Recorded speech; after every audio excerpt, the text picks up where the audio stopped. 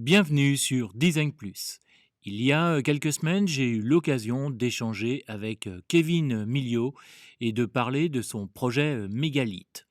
Durant 3 ans, avec sa compagne, ils ont développé un projet et créé une start-up autour du jeu de rôle. Comme il le dit à plusieurs reprises dans cette interview, le moteur essentiel sont les utilisateurs.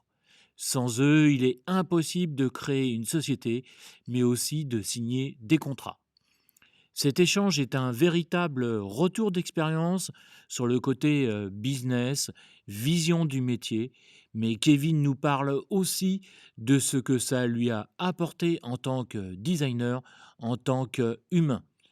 Dans Design Plus, je n'ai pas souvent l'occasion de parler entrepreneuriat, mais grâce à cette interview, vous allez pouvoir découvrir l'envers du décor lorsqu'il faut créer une start-up et piloter son entreprise grâce à ses utilisateurs. Je vous laisse maintenant découvrir cette interview et je vous souhaite une très bonne écoute. Je pense que le design doit être au service des utilisateurs tout en rapprochant les marques de leur public. Je suis Laurent Galen, designer d'expérience depuis plus de 10 ans, spécialisé dans le design d'applications mobiles.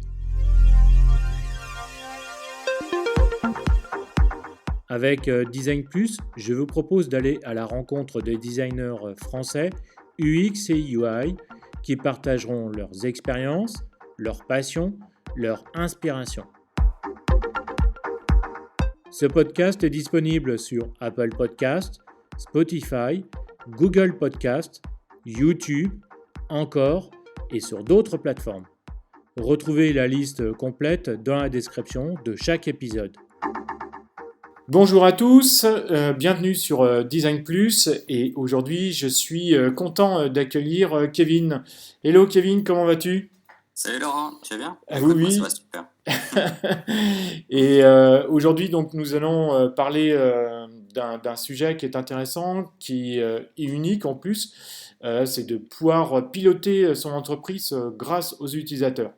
Mais tout d'abord, Kevin, est-ce que tu pourrais te présenter auprès de nos auditeurs pour que tu puisses te connaître un petit peu mieux, s'il te plaît? Ouais, carrément. Alors moi c'est Kevin Millot, j'ai bientôt 30 ans là. Je suis designer depuis maintenant 14 ans. Je fais depuis 7 ans de l'UX UI. Du coup aujourd'hui je suis lead UX UI dans une ESN à Lille, dans le nord de la France. Là en novembre j'intègre une agence pour aussi devenir lead UX et monter une équipe. D'accord, c'est très bien ça. Et ça fait donc tu disais que ça fait 14 ans que t'es dans le design, donc ça fait depuis très longtemps, j'imagine. Par où t'as commencé? Alors en fait, moi j'ai commencé par l'apprentissage. Donc en fait, j'ai fait 4 ans, un BEP, un bac en apprentissage, où j'ai travaillé dans une imprimerie dans un premier temps, dans une mairie. Ensuite, j'ai intégré le studio de communication. Du coup, voilà, j'ai fait ça pendant 4 ans. Ça m'a permis d'avoir des bases solides et d'avoir un apprentissage qui se fasse vraiment de manière bénéfique, puisque voilà, c'était vraiment l'accent sur ce que je pouvais apprendre et pas sur ce que je devais produire, quoi. D'accord, ok. Et donc, comme je le disais à nos auditeurs, donc le sujet que nous allons aborder, c'est donc de comment piloter son entreprise grâce à ses utilisateurs. Et en particulier, tu vas nous parler de la société que tu avais créée, Mm. qui s'appelle Mégalithe. Et est-ce que d'abord, tu pourrais nous dire pourquoi tu voulais aborder ce sujet et quel était le but de Mégalithe, s'il te plaît, Kevin? Ouais, carrément. En fait, dans mon parcours, du coup, après ces 4 années d'apprentissage, je suis allé dans une boîte qui m'a recruté en tant que designer pour faire des catalogues. Globalement, c'est seulement du print, hein. D'accord. Mon patron m'a dit à ce moment-là, après 1 an de travail, il m'a dit comme quoi que voilà, je pouvais pas avoir de perspective d'évolution parce que j'avais qu'un bac et que voilà, il fallait que je me développe si jamais je voulais faire mieux. Du coup, je suis parti, j'ai refait des études pendant 1 an. J'ai découvert plein de nouvelles choses, dont l'UX UI, hein, avec la partie web design à cette époque-là. S'en est suivi du coup une année après cette année d'études, même 2 ans d'ailleurs d'auto-entreprise où, j'ai rencontré plein de clients et plein de besoins. J'ai, dans du coup, dans la deuxième année, à la fin de la deuxième année, j'ai rencontré un client qui était à Lille, qui s'appelait Wayconnect et qui avait besoin de moi pour créer son application. Donc j'ai eu une démarche UX avec lui et voilà, j'ai pu créer pas mal de choses avec lui, tout piloter en fait, la recherche au final de fonctionnalités et de besoins, axés autour de l'UX et c'était extrêmement intéressant parce que j'ai pu, Expérimenter peut-être? voilà, c'est ça, expérimenter, merci. Expérimenter pas mal de choses. Je suis un peu rouillé parce que c'est les 2 semaines de vacances, donc Il y a merci de pas de m'aider, hein. problème. Faut J'ai remettre dormi le sur l'UX pendant 2 semaines, donc il y a pas de problème, faut remettre le cerveau en marche. et donc ouais, ça m'a permis d'expérimenter plein de choses, mais voilà, c'était pas mon entreprise, donc les décisions, ben, c'était pas moi qui les faisais et du coup, ça me permettait pas de tout expérimenter, jusqu'en haut de la chaîne, mais c'était déjà beaucoup et cette boîte a été rachetée par Total derrière, donc eux, c'était une grande réussite pour eux, pour moi aussi, mais c'était un peu la fin de cette période expérimentale parce que là, les chaînes de décision allaient être beaucoup plus importantes. Et moi, du coup, voilà, j'avais besoin de continuer à faire cette expérimentation de manière plus globale sur, la stratégie d'une entreprise et sur, comment est-ce qu'on pouvait, répondre aux besoins utilisateurs à partir de l'UX et c'est pour ça que j'ai créé ma boîte. D'accord, OK. Est-ce que tu peux nous expliquer donc quel était le but de Mégalithe, s'il te plaît? Ouais, carrément. C'était une entreprise, qui avait pour but de rassembler les joueurs de jeux de société et de jeux de rôle et de jeux vidéo et cetera. Enfin tout jeu en fait qui se passe, à plusieurs dans la même salle.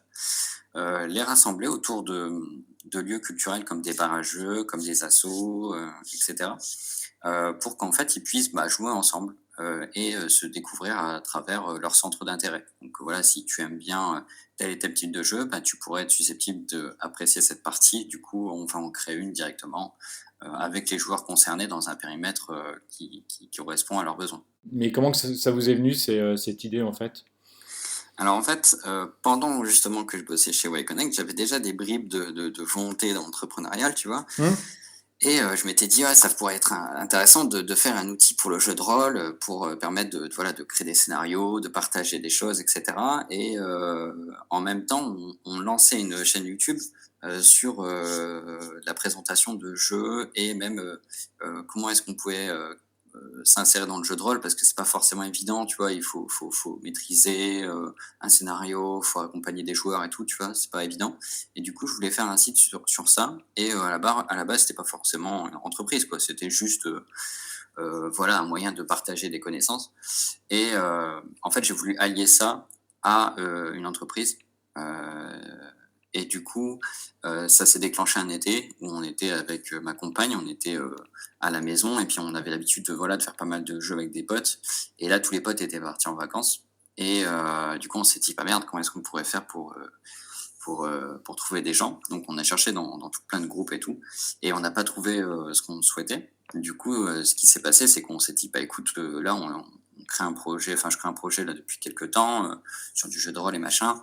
Peut-être qu'on pourrait tout allier et puis faire un truc plus gros quoi, plus important, une entreprise et du coup, on s'est dit: «Bah, allez, on va se taper un délire, on va expérimenter et puis on verra ce que ça va donner» et finalement, ça en est venu à, créer un réseau pour, les joueurs, pour rassembler les joueurs et du coup, ma compagne, elle a fait une formation à la BGE. Donc la BGE, je sais plus c'est quoi l'acronyme, mais globalement, c'est pour, aider à la création d'entreprise. D'accord, Moi, je suis passé à 1/5 de temps dessus, sur le projet, pendant, quelques mois d'accord, et j'ai mis un peu de côté, histoire de pouvoir débuter le projet. d'accord.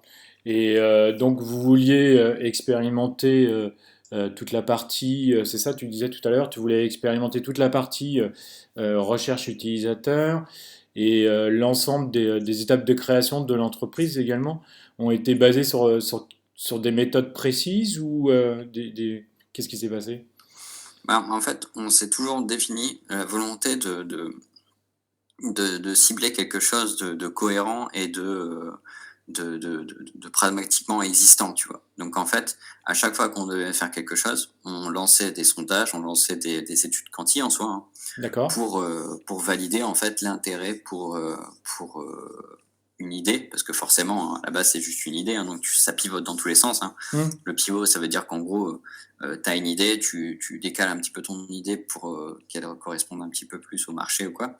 Et du coup, ça a vraiment été que ça pendant un petit moment, où on a lancé des sondages, où on a parlé avec nos fans sur notre chaîne YouTube, sur qu'est-ce qu'ils avaient besoin, qu'est-ce qu'ils voulaient. On a aussi lancé carrément des interviews avec des futurs utilisateurs, hein, donc des consommateurs, heu, des ludovores, ludo pour la partie jeu et vor parce que voilà, ils sont aficionados, tu vois? D'accord. Et du coup, on se baladait un peu partout, au gré, tu vois, des vacances ou des déplacements. J'ai rencontré des gens à Paris et tout, puis ils nous racontaient: «Ouais, bah, moi, voilà, j'aimerais ceci, j'aimerais cela». Donc ce qui est bien, c'est qu'en récoltant ces informations-là, ça a permis de définir ensuite, des questionnaires et donc d'être plus précis dans ce qu'on analysait. Donc voilà, toute cette démarche-là, elle s'est faite sur des études, liées aux utilisateurs et en fait, tu vois, c'est un peu comme, la divergence-convergence, tu vois? Au départ, on Mmh. était très, très divergents avec plein, plein d'informations qu'on a récupérées par-ci par-là et le but, c'était ensuite de converger pour quelque chose de plus précis, quoi. D'accord. OK, très bien. Et donc tu disais que, vous étiez lancés, avec ta compagne, également sur cette aventure. Elle, elle était à plein temps? Est-ce qu'elle travaillait, à plein temps sur cette aventure, sur ce projet? Ouais, ouais, ouais, elle était à plein temps et du coup, ouais, comme je te disais, elle était chez la BGE Mmh. et si tu veux, la BGE, c'est une association pour aider à la création d'entreprise qui est très, classico-classique, tu vois? Donc ça va D'accord. être pour être C'est un logé, pour peu, être excuse-moi, c'est un peu comme la BPI ou des choses comme ça, ou qui aide, elle va t'aider plus peut-être sur le côté partenariat et financier, non? Ou ouais, exactement, c'est ça. La d'accord, BPI va être déjà plus sur de l'innovation, donc ça rapproche plus quand même de l'IT et de tous les domaines un peu, nouveaux, innovants. Mais la BPI, pardon, la la BGE, BGE. c'est plus des choses très artisanales, très D'accord. classiques, tu vois? Ok, d'accord, très bien. Par contre, il y a pas de financement avec, la BGE. D'accord, ok. Par contre, la BPI, c'est une banque, donc voilà, c'est un truc énorme, quoi. Oui, ouais, ouais, tout à fait. D'accord. Et donc vous avez démarré par quoi en fait? Quel a été les premières choses que vous avez faites? Tout à l'heure, tu disais il y a eu plein de choses, des rencontres, le Mmh. lancement de chaîne YouTube, etc. Ça a été quoi le démarrage en fait? Vous avez commencé par quoi? Alors en fait, toutes ces données, si tu veux, on les a compilées au bout d'un moment, et puis on en a fait en fait comment on peut appeler ça? C'est un business plan, tu vois? C'est, D'accord, une bribe de business plan, hein, c'est vraiment, très léger et ça nous permettait de mettre en face une problématique, un un marché, des besoins et une réponse possible, tu vois? Et nous, le truc, c'est qu'on était très, créatifs, tu vois? Parce que ma compagne, elle est designer, motion designer et moi, j'étais du coup, voilà, freelance un peu multicasquette, UX, comme ça, qui vient juste de débuter et tout.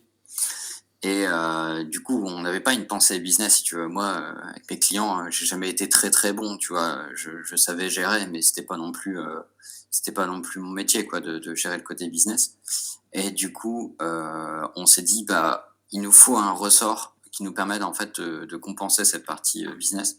Et après avoir discuté avec plein de gens, on s'est dit: «Ça pourrait être intéressant, en fait, de rentrer dans un incubateur» qui, était axé sur le business. Et nous, en fait, à Lille, on a Eura Technologies, qui est, un incubateur, un très grand incubateur, qui fait même un genre de mini Silicon Valley, si tu veux, à Lille.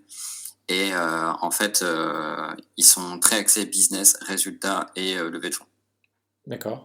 Et donc en fait, nous, ça nous a permis de pitcher chez eux et de leur dire: «OK, bon, voilà, on vous présente un projet sur lequel on a pas mal de données, hein», parce que du coup, on arrive avec plein, plein d'éléments et avec un positionnement qui est celui-là aujourd'hui. Qu'est-ce que vous en pensez? Est-ce que vous nous acceptez dans l'incube? Parce que du coup, tout le monde n'est pas susceptible d'être accepté, quoi. Mmh. Et en fait, on ne savait pas, mais dedans, dans le jury, il y avait une personne qui plus tard allait nous donner des clés pour être financé. Ouais, super. Et cette personne-là est créateur de jeux et faisait partie du coup du conseil administratif de la région. Incroyable. Et du coup, ben, lui, il a vu notre projet, il a fait ça m'intéresse bien. Et en plus, effectivement, il y a un bon problème, une bonne problématique et je le sais très bien parce que je suis créateur de jeux. Du coup, il faut absolument que vous veniez. Et à ce moment-là, on était très positionnés chez Troll. Il nous a dit attention les gars, par contre, regardez côté jeux de société parce que il y a beaucoup de choses à faire. Plus tard, on aura évolué avec le jeu vidéo et tout ça aussi. Mm. Mais c'est vrai qu'à la base, on était très jeu de rôle. Et du coup, ce type-là nous a dit, c'est Dimitri Perrier, hein, merci à toi encore Dimitri si tu écoutes ce podcast. Et il nous dit, regardez côté jeu de société parce que vos métriques vont tout de suite faire un bond de malade. On en avait déjà. Mais voilà, on se fixait vachement sur notre cœur de volonté qui était le jeu de rôle et c'était un très bon conseil qu'il nous a donné. D'accord, ok. Et donc ensuite, qu'est-ce qui s'est passé? Quelle a été la suite après cette rencontre chez Euratechnologies? Votre dossier a été accepté, etc. Qu'est-ce qui s'est passé? Ouais, du coup, notre dossier a été accepté. On a pu rentrer dans l'incubateur 2 semaines après, un truc dans le genre. D'accord? Et en fait, à Euratechnologies, il y a une phase qui s'appelle Start et qui, en fait, te propose de créer un MVP en 3 mois. Waouh! Et donc, ouais, donc tu peux le dire ouais, parce que c'est raide, quoi. Je veux dire, 3 mois pour un projet qui est juste au stade de l'idée, tu vois. Hmm. Moi, j'avais quelques maquettes par-ci par-là parce que ça m'éclatait, tu vois, mais rien de bien pertinent, tu vois. Et du coup, ils nous disent OK, il faut un MVP. Donc nous, on est en mode OK, comment est-ce qu'on fait? On est 2 créatifs, on n'a pas de notion de web, parce qu'on voulait faire une app euh, web. Et du coup, on se dit, enfin, moi, je sais faire de l'HTML, CSS, tu veux, mais pas suffisamment pour pondre un truc en 3 mois, quoi. Et du coup, on se dit, bah écoute, faut qu'on trouve des gens. On a 4 000 € en poche, parce que c'était nos économies, hein. Hmm. Qu'est-ce qu'on fait? Si on prend un prestat, il va nous coûter 400 € par jour, on l'aura pendant 10 jours. Ça va pas être suffisant. Du coup, on se dit, bah, on va aller chercher des stagiaires ou alternants ou je sais pas quoi, tu vois. Parce qu'en fait, il y a une directrice d'école qui nous a appelé et qui nous a dit ouais, votre projet m'intéresse, ça devrait intéresser mes étudiants et en plus ils recherchent des stages. Du coup, on se dit bah écoute, on va essayer de lier l'utile à l'agréable, tu vois. Peut-être qu'on pourrait trouver des partenaires de galère, tu vois, parce que vous allez voir après, mais créer une boîte c'est galère, hein, mais c'est très enrichissant, mais c'est très galère. Et du coup, on va pitcher dans une école qui fait de la reconversion professionnelle. Hmm. Et en fait, on rencontre deux étudiants qui ont genre 18-19 ans, tu vois, très jeunes, et qui nous disent ouais, bah nous, on est chaud, on va absolument participer. Et donc là, pendant 3 mois, on se lance dans la création d'un MVP qui pivote dans tous les sens. On rework 14 fois, on crée des écrans qui n'ont pas de sens. On fait des trucs un petit peu à l'arrache parce que l'UX était très porté sur le besoin et pas forcément, tu vois, sur comment dire, sur un enchaînement d'écrans ou des Hmm. parcours, etc. Tu vois, c'était très très global, très nébuleux. Et du coup, on a créé des choses et finalement, on arrive à un MVP avec 2-3 parcours et avec un usage qui peut être correct, mais qui est tout cassé, tu vois. Une fois en prod, il pète dans tous les sens, il marche qu'en pré-prod, le truc, enfin, c'est un délire. Il marche qu'en local, d'ailleurs, même pas en pré-prod. Et du coup, on le partage et puis ils nous disent OK, bah, c'est carrément bien. En fait, nous, en regardant derrière les autres collègues, on se rend compte que la plupart ont fait des PowerPoint et ils ont pas fait de trucs développés. Hmm. Du coup, on se dit: «Bon, bah, c'est bien, on est un petit peu à l'avance et puis on y va à fond, donc c'est cool». Heu, du coup, on se dit: «Bah, OK, bon, on continue dans ce sens-là». On rework encore une fois parce que, bah, forcément, ce qu'on a fait, c'était tout casser dans tous les sens et surtout, on fait ce positionnement jeux de société, jeux vidéo et cetera. Donc là, on se dit: «OK, Megalith est né». Avant ça, c'était le projet Meujeu. Donc Meujeu, c'est un meneur de jeu, en fait. C'est un D'accord. diminutif, donc axé sur le jeu de rôle. Et là, on se dit, OK, on va lancer tous les jeux de société, on refait tout notre benchmark, tous nos études, etc., pour l'axer sur tous les jeux. Et là, on commence à avoir vraiment un business plan, donc c'est un dossier qui comprend tous les éléments de création d'une entreprise, de son objectif à ses problématiques, au marché, etc. Et du coup, on crée tout ça et on commence à viser, véritablement une V1 ou un MVP, enfin peu importe, dans tous les cas, quelque chose qui pourrait être utile et utilisé. D'accord, ok. Et donc, et vous êtes arrivé au final à sortir votre MVP en 3 mois alors? Ouais, ouais, ouais, c'est ça. Bah, c'était ce truc un peu cassé qui fonctionnait en local, tu vois? Ouais, d'accord. C'était un MVP qui faisait son travail de MVP, qui nous avait pas coûté grand chose à part du temps et de l'énergie, mais qui finalement, au moins, nous a mis dans une dimension de travail très, très poussée, hein, parce que, pondre un MVP en 3 mois, à partir d'idées nébuleuses, c'est très, très compliqué. Hmm. Et en fait, quand tu veux vraiment créer quelque chose, hein, parce qu'effectivement, il y a des start-upers comme on les appelle, dans le monde de la startup, c'est des start-upers qui ont juste des idées et qui font que se la raconter, mais tu as aussi des gens qui travaillent à fond de balle pour créer leur projet et qui sont là tous les jours, tout le temps, tout le temps, tout le temps. Et on en faisait partie et c'est très, très difficile.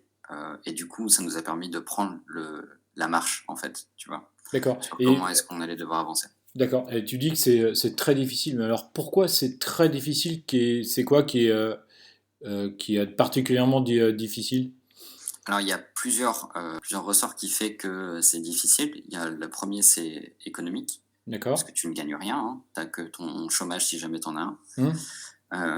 Donc quand tu habites dans une métropole comme Lille, où est-ce que les appartements coûtent 700 balles, pour avoir une chambre, c'est compliqué, quoi. Hmm.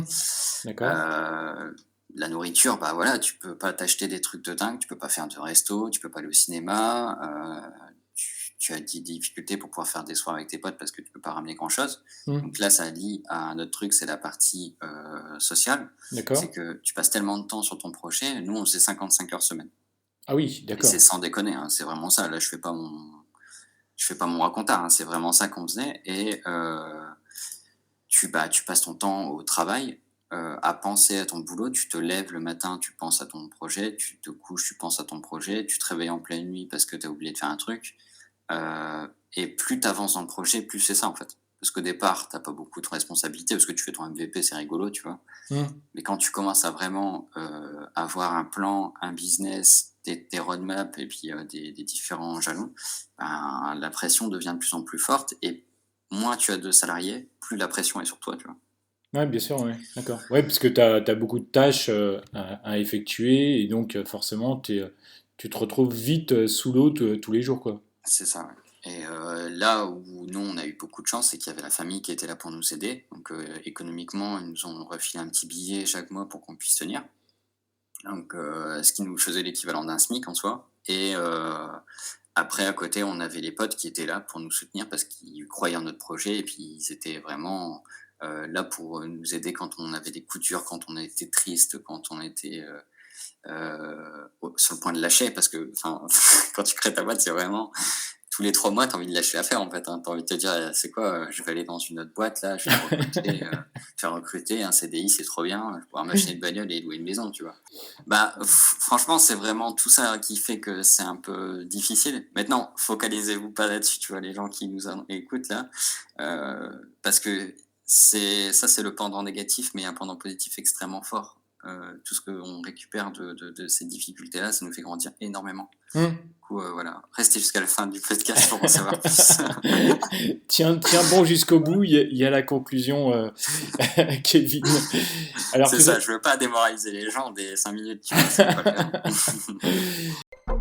Design Plus. Tout à l'heure, tu nous parlais, tu nous disais que vous aviez mis des ateliers en place pour connaître vos utilisateurs, euh, euh, un peu centraliser leurs besoins. Est-ce que tu pourrais nous dire un petit peu, nous parler un petit peu de ces ateliers et nous dire quels ateliers vous aviez mis en place, les objectifs des ateliers, Mmh. pourquoi ces ateliers et pas d'autres? Est-ce que c'était une question de temps, de moyens? Voilà, des choses comme ça, s'il te plaît. Ouais. En fait, quel type d'atelier on a mis en place? C'était surtout du brainstorming dans un premier temps. D'accord. Donc, ça va être de l'idéation, ça va être de la récolte de besoins. Et du coup, on faisait ça avec différents types d'utilisateurs et quand on est rentré à Aura Technologies, ils nous ont dit: «Centrez-vous sur les pros, parce que c'est eux qui ont l'argent». D'accord. Du coup, ça qui était intéressant, c'est que là, on visait une dimension qu'on n'avait pas du tout tilté au départ. Nous, on était sur de la réservation d'événements sans plus, penser à ce qu'il y avait derrière et ils D'accord. nous ont Moi, dit excuse-moi, Kevin, je ne hein? suis pas du tout dans le milieu du jeu, peut-être que d'autres auditeurs aussi. C'est quoi les utilisateurs pro, en fait, ça correspond Ouais, à qui? tu fais bien de le demander, ouais. En fait, qui dit jeu dit éditeur. D'accord. Donc, tu vas avoir des gens qui payent, qui sont un peu les producteurs des jeux pour que les jeux existent, ils soient diffusés et soient utilisés. D'accord. Ces gens-là, en fait, ont besoin de visibilité, ils ont besoin d'éléments qui leur permettraient de mieux connaître leurs consommateurs, tu vois? D'accord. Ok. Du coup, il y a ces professionnels-là qui sont les éditeurs. Tu avais d'autres professionnels qui étaient plus liés à l'événementiel. Donc tu vas D'accord. avoir les bars à jeux, les assos, les festivals et cetera. D'accord. Donc voilà, donc ça regroupe un peu les 2 familles de professionnels qu'on visait D'accord. et chacun avait des besoins très spécifiques, tu vois? Tu avais les éditeurs, ils avaient besoin de KPI sur leurs jeux. Ils avaient besoin en fait d'analytics sur, comment se passe le marché en ce moment, comment est-ce qu'il évolue, qu'est-ce que les gens veulent et comment marche leur jeu, tu vois? D'accord. Et tu avais les gens dans l'événementiel qui avaient besoin, de ramener plus de monde, qui avaient besoin de savoir quel type de jeu sortir pour ramener du monde, et comment se positionner, à quel moment, pour ne pas faire de l'ombre à d'autres et que d'autres leur fassent de l'ombre, tu D'accord. Ah oui, donc c'est quand même compliqué. Et donc, ce sont des cibles compliquées même, parce que je les connais pas du tout en plus. vois? Ouais. Et est-ce que vous, donc tu disais tout à l'heure que vous aviez pas du tout visé ces cibles-là, c'est ça au départ? Ouais. Bah, c'est Et ça au départ si tu veux, on était pratico-pratique, hein. On s'est dit: ouais. «On fait des events, les gens ils acceptent et puis c'est plié», tu vois? Mmh. Et alors Bah, comment vous êtes projeté vers ces professionnels? Et donc par rapport aux ateliers, quel type d'atelier vous aviez mis en place avec ces professionnels-là? ouais, bah, en fait, c'est assez simple. L'UX, en fait, permet aussi d'avoir cette positionnement où est-ce que tu ne fais rien sans avoir vu les gens, Mmh, tu vois? Du coup, absolument. là, ce qui a été simple, c'est qu'on a appelé Ankama, tu vois, qui est une super grosse boîte d'éditeurs, dans le nord de la France et on est allé les voir, on a fait: «Bonjour, on a un projet, dites-nous vos problèmes». Donc tu vois, là, c'était vraiment recueil de peine D'accord. et c'était la première chose qu'on a fait avec eux et l'une des seules choses d'ailleurs, hein, parce que globalement, ils nous ont accepté de mettre leur logo, mais ils voulaient avoir une V1 pour pouvoir aller plus loin. D'accord. Mais nous, ça nous a permis d'avoir un premier pied sur un gros partenaire et d'utiliser leur logo et d'aller voir d'autres éditeurs derrière, mais ils avaient le même problème tous globalement, donc voilà. Après on a été voir Blue Orange, on a été voir Libellude, enfin des gros éditeurs de jeux de société D'accord. et globalement, ils nous ont dit, bah, les problèmes que j'ai soulevés avant, donc c'est-à-dire, on voudrait savoir quel impact a nos jeux, Mmh, quels jeux sortir, quelle est la population d'utilisateurs sur nos jeux. Donc pour ça, on a fait ce recueil, hein, donc sous la forme d'un brainstorming très simple. Et le but, c'était pas forcément de sortir un- une matrice pour récolter ces données-là, hein. Nous, on les a fait derrière. Donc le but, c'était vraiment juste de faire une interview, de récolter des données d'accord. et de ce fait-là, pouvoir, ensuite, apporter une réponse, un élément de réponse. Donc ce qu'on faisait, c'est que derrière, on les revoyait et on leur proposait un comment on appelle ça? Un wireframe avec D'accord. les différentes fonctionnalités qu'on avait pu penser et du coup, ils nous disaient: «OK, pas OK, comment est-ce qu'on pourrait utiliser ça et qu'est-ce qu'on pourrait avoir si jamais on se dirigeait plus dans cette direction-là?» Tu vois? Et ça permet en fait de fidéliser pardon le partenaire et l'accrocher pour qu'il puisse parler de nous. Mmh, Parce qu'une startup, c'est plusieurs choses, hein. C'est, réussir à décrocher des contrats, donc pour ça, il faut que ça signe. C'est avoir une population suffisante d'utilisateurs pour, attirer les professionnels et c'est, arriver en fait à être suffisamment influent sur ces 2 points pour récolter des levées de fonds et avoir des financements. Donc si tu veux, cette trinité-là, en fait, tu dois travailler les 3 trucs en même temps. Tu peux pas travailler un truc en même un truc et après un autre truc. d'accord. Ok. Donc ce qui s'est fait que, bah, en rencontrant ces professionnels, on a pu comprendre leurs besoins, suivre un petit peu leurs différentes problématiques et y répondre à travers des wireframes, faire de l'idéation avec eux, et d'un autre côté, voir les utilisateurs, faire des guérillas avec eux ou faire des tests plus poussés en tête à tête et du coup venir en fait récolter leurs différents, retours. D'accord. Et quand tu disais, là, quand tu dis des guérillas tests, c'est vous alliez dans, je sais pas, dans un forum ou dans un événement pour rencontrer les utilisateurs directs? Alors nous, on était des frappadingues, parce que, en y repensant, on on était un peu tarés. C'est que nous, ce qu'on faisait, c'est que on contactait tous les festivals et on leur disait: «Bonjour, demain, on va être la meilleure, la meilleure solution pour réserver les événements. Si vous nous faites confiance aujourd'hui, demain, on vous sera reconnaissant, quoi. D'accord. Donc faites-nous une place dans votre festival et du coup, on vous ramène le monde qu'on a, c'est-à-dire X nombre de membres et on a tel et tel partenaire qui vous entendra parler de vous aussi, tu vois?»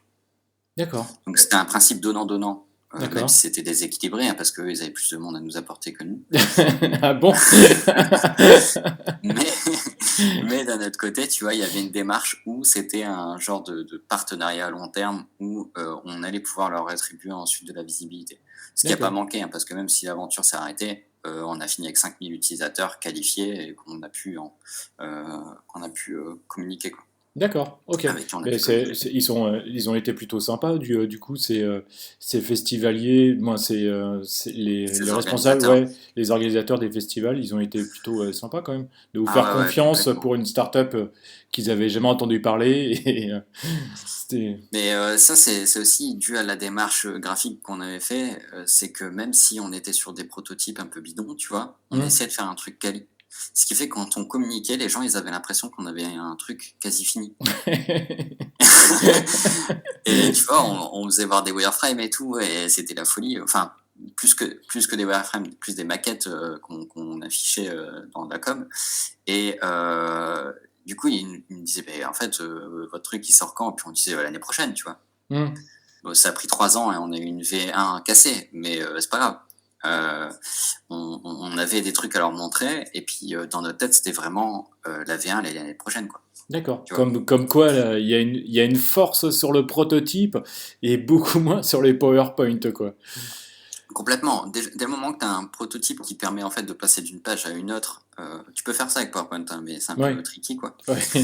Mais, dès le moment que tu montres quelque chose qui a de la vie, ça a une valeur énorme et tu peux convaincre énormément de monde.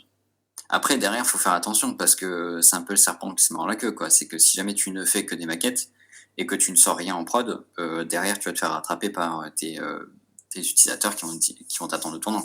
Ouais, d'accord. Donc il Et faut savoir doser, quoi. d'accord. Et donc après ces tests, ces ateliers d'idéation, vous êtes passé sur une phase de prototype et de développement, c'est ça que tu disais tout à l'heure? Ouais, c'est ça. Donc en fait, ce qui se passe, c'est qu'on validait tout avec nos utilisateurs, que ça soit pro, que ça soit, comment on appelle ça? Joueur ou, que ça soit, bah, financier, hein, donc Hmm. tout ce qui va être, partenaire, financier. On validait tout ça avec eux et ensuite on commençait à faire des maquettes. Ces maquettes-là passaient en développement auprès, bah, des stagiaires qui depuis étaient devenus, auto-entrepreneurs et conférenciers du coup. D'accord. Mais du coup à moindre prix, hein. On leur payait un SMIC, l'équivalent d'un SMIC en fait en auto-entrepreneur, donc c'est du salariat caché, déguisé. D'accord. C'est, en fait, c'est courant dans le monde de la startup de faire ça. C'est dégueulasse, hein, parce que, c'est pas normal de faire ça, tu vois? Mais quand tu pas un rond comme nous, tu récoltes pas d'argent, tu rien en économie quasiment, tu vis avec rien, c'est ta seule possibilité. D'accord. Et eux, ils s'y retrouvaient parce que ça leur faisait une première, comment on appelle? Expérience. Expérience, voilà, c'est D'accord.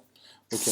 Donc voilà, je suis pas, fan de ce truc, mais c'est un peu comme ça que ça marche et ça pourrait pas trop marcher autrement, en fait. Sauf D'accord. quand tu as des financements, mais ça, on va y arriver après, quoi. D'accord. Vous aviez donc testé les prototypes en mode wireframe, puis ensuite vous avez fait des maquettes. Et quels ont été les résultats auprès des utilisateurs pros, comment dire, les joueurs, les financiers?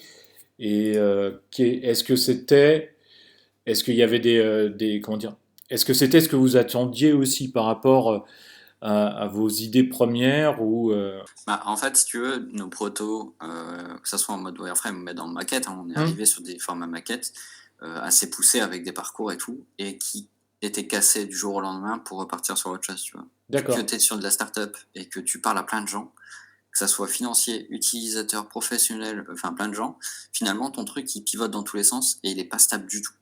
Ce qui fait que, ben, un jour tu vas sortir tout un pan d'application et le lendemain tu vas complètement le briser, quoi.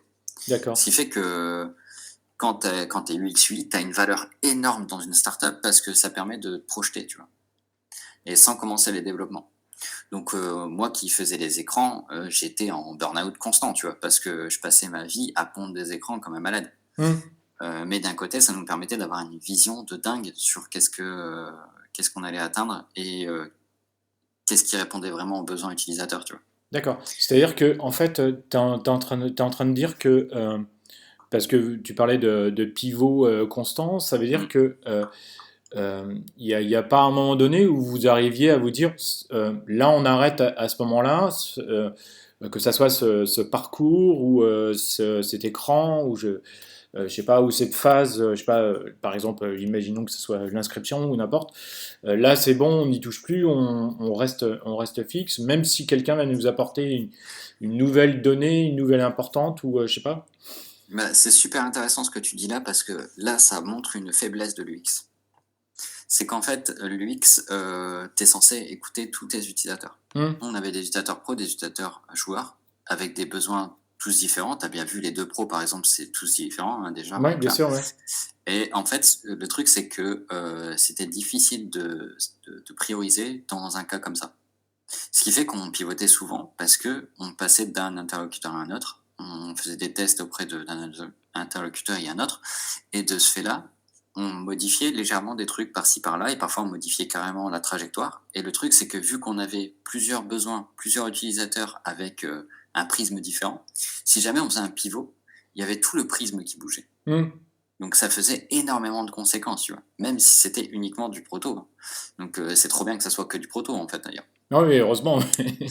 Mais le problème là-dedans, c'est qu'on avait commencé quelque chose en dev, tu vois? Il y avait le MVP, il y avait le V1 qui partait sur quelque chose, donc le Mégalith, hein, le projet il naissait en V1, quand on faisait un décalage pardon de prisme, on se retrouvait à casser le dev. Et donc, on avait ce qu'on appelle du legacy, hein, donc ça va être des morceaux de code qui sont dormants et qui polluent un peu le code, mais qui sont obligés d'être restés de rester parce qu'on ne peut pas faire de rework, vu qu'on n'a pas le temps. D'accord. Et donc ce qui se passe, c'est que du coup, on a commencé à faire des devs qui ont pivoté légèrement par-ci par-là, qui ont commencé à faire du legacy, à faire des besoins de rework sans qu'on puisse le faire. Et en plus de ça, on était très axé pro, suite à ce que, Euratech nous disait, Euratechnologie et au bout d'un moment, les pros, on leur livre leur truc. Ils sont très contents, hein. Hmm. Ankama nous dit: «Ça déchire ce que vous faites». Par contre, ils sont où les utilisateurs? D'accord. Donc là, Grosse remise en question. bah, là, tu es en PLS, hein, parce que tu as travaillé pendant, 6 mois comme un malade, même 1 an comme un malade, sur un projet. On te sort: «C'est très bien ce que tu fais, ça répond exactement à nos besoins». Mais du coup, comment est-ce qu'on le met en application? Parce que vous avez pas d'utilisateurs. À ce moment-là, on avait 300 utilisateurs, tu vois? Hmm. Tu pas bien, quoi. Donc là, j'en parle pas, mais avant ça, on a fait aussi un Ulule, où est-ce qu'on avait récolté des utilisateurs qui ont financé et cetera. Donc c'est ça qui nous a fait notre base de 300 utilisateurs. D'accord. D'accord. Donc c'était avant même le début du projet, hein. Avant D'accord. même qu'on commence, au même moment où est-ce qu'on commence sur un tech, en fait, tu D'accord. vois? Dès le début, vous avez, dès le début du projet sur Ulule, vous avez récolté 300 utilisateurs? Ouais, Waouh, c'est super ça, ouais, c'est une on super a fait base. 10 000 €. D'accord. Ah oui, super. Donc c'est ça D'accord. qui nous a permis, tu vois, de passer les contrats de stagiaires à, auto-entrepreneur. D'accord. Et vous les avez récoltés en combien de temps à peu près?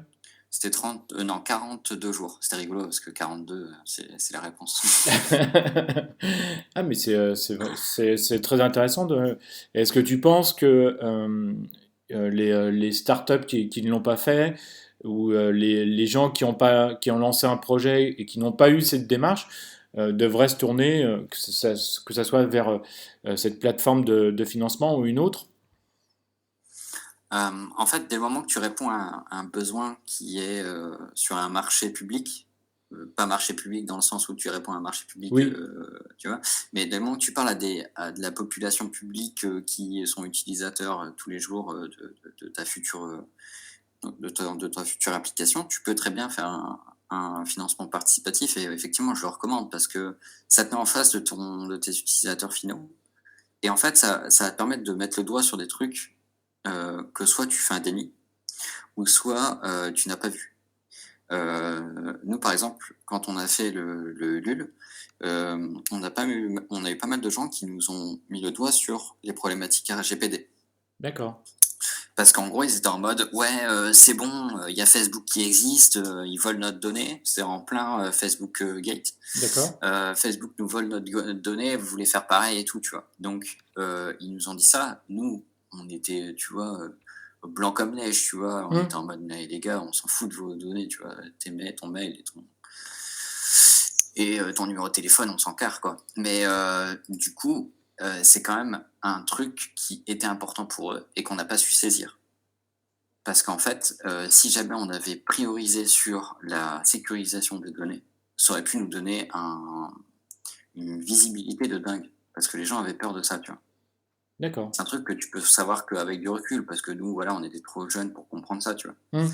Mais les gens avaient vraiment cette peur-là, par exemple. Et D'accord, ça te permet de voir des choses dans le genre, de faire un financement participatif. d'accord, OK. Mais c'est intéressant d'avoir ton recul, là-dessus, effectivement, d'accord, OK. Tout à l'heure, donc, vous disiez que, vous aviez fait, encore une fois, vous aviez, pivoté, votre projet et alors, pourquoi vous avez changé ça, tu l'as expliqué. Quels ont été les impacts sur le projet, en fait?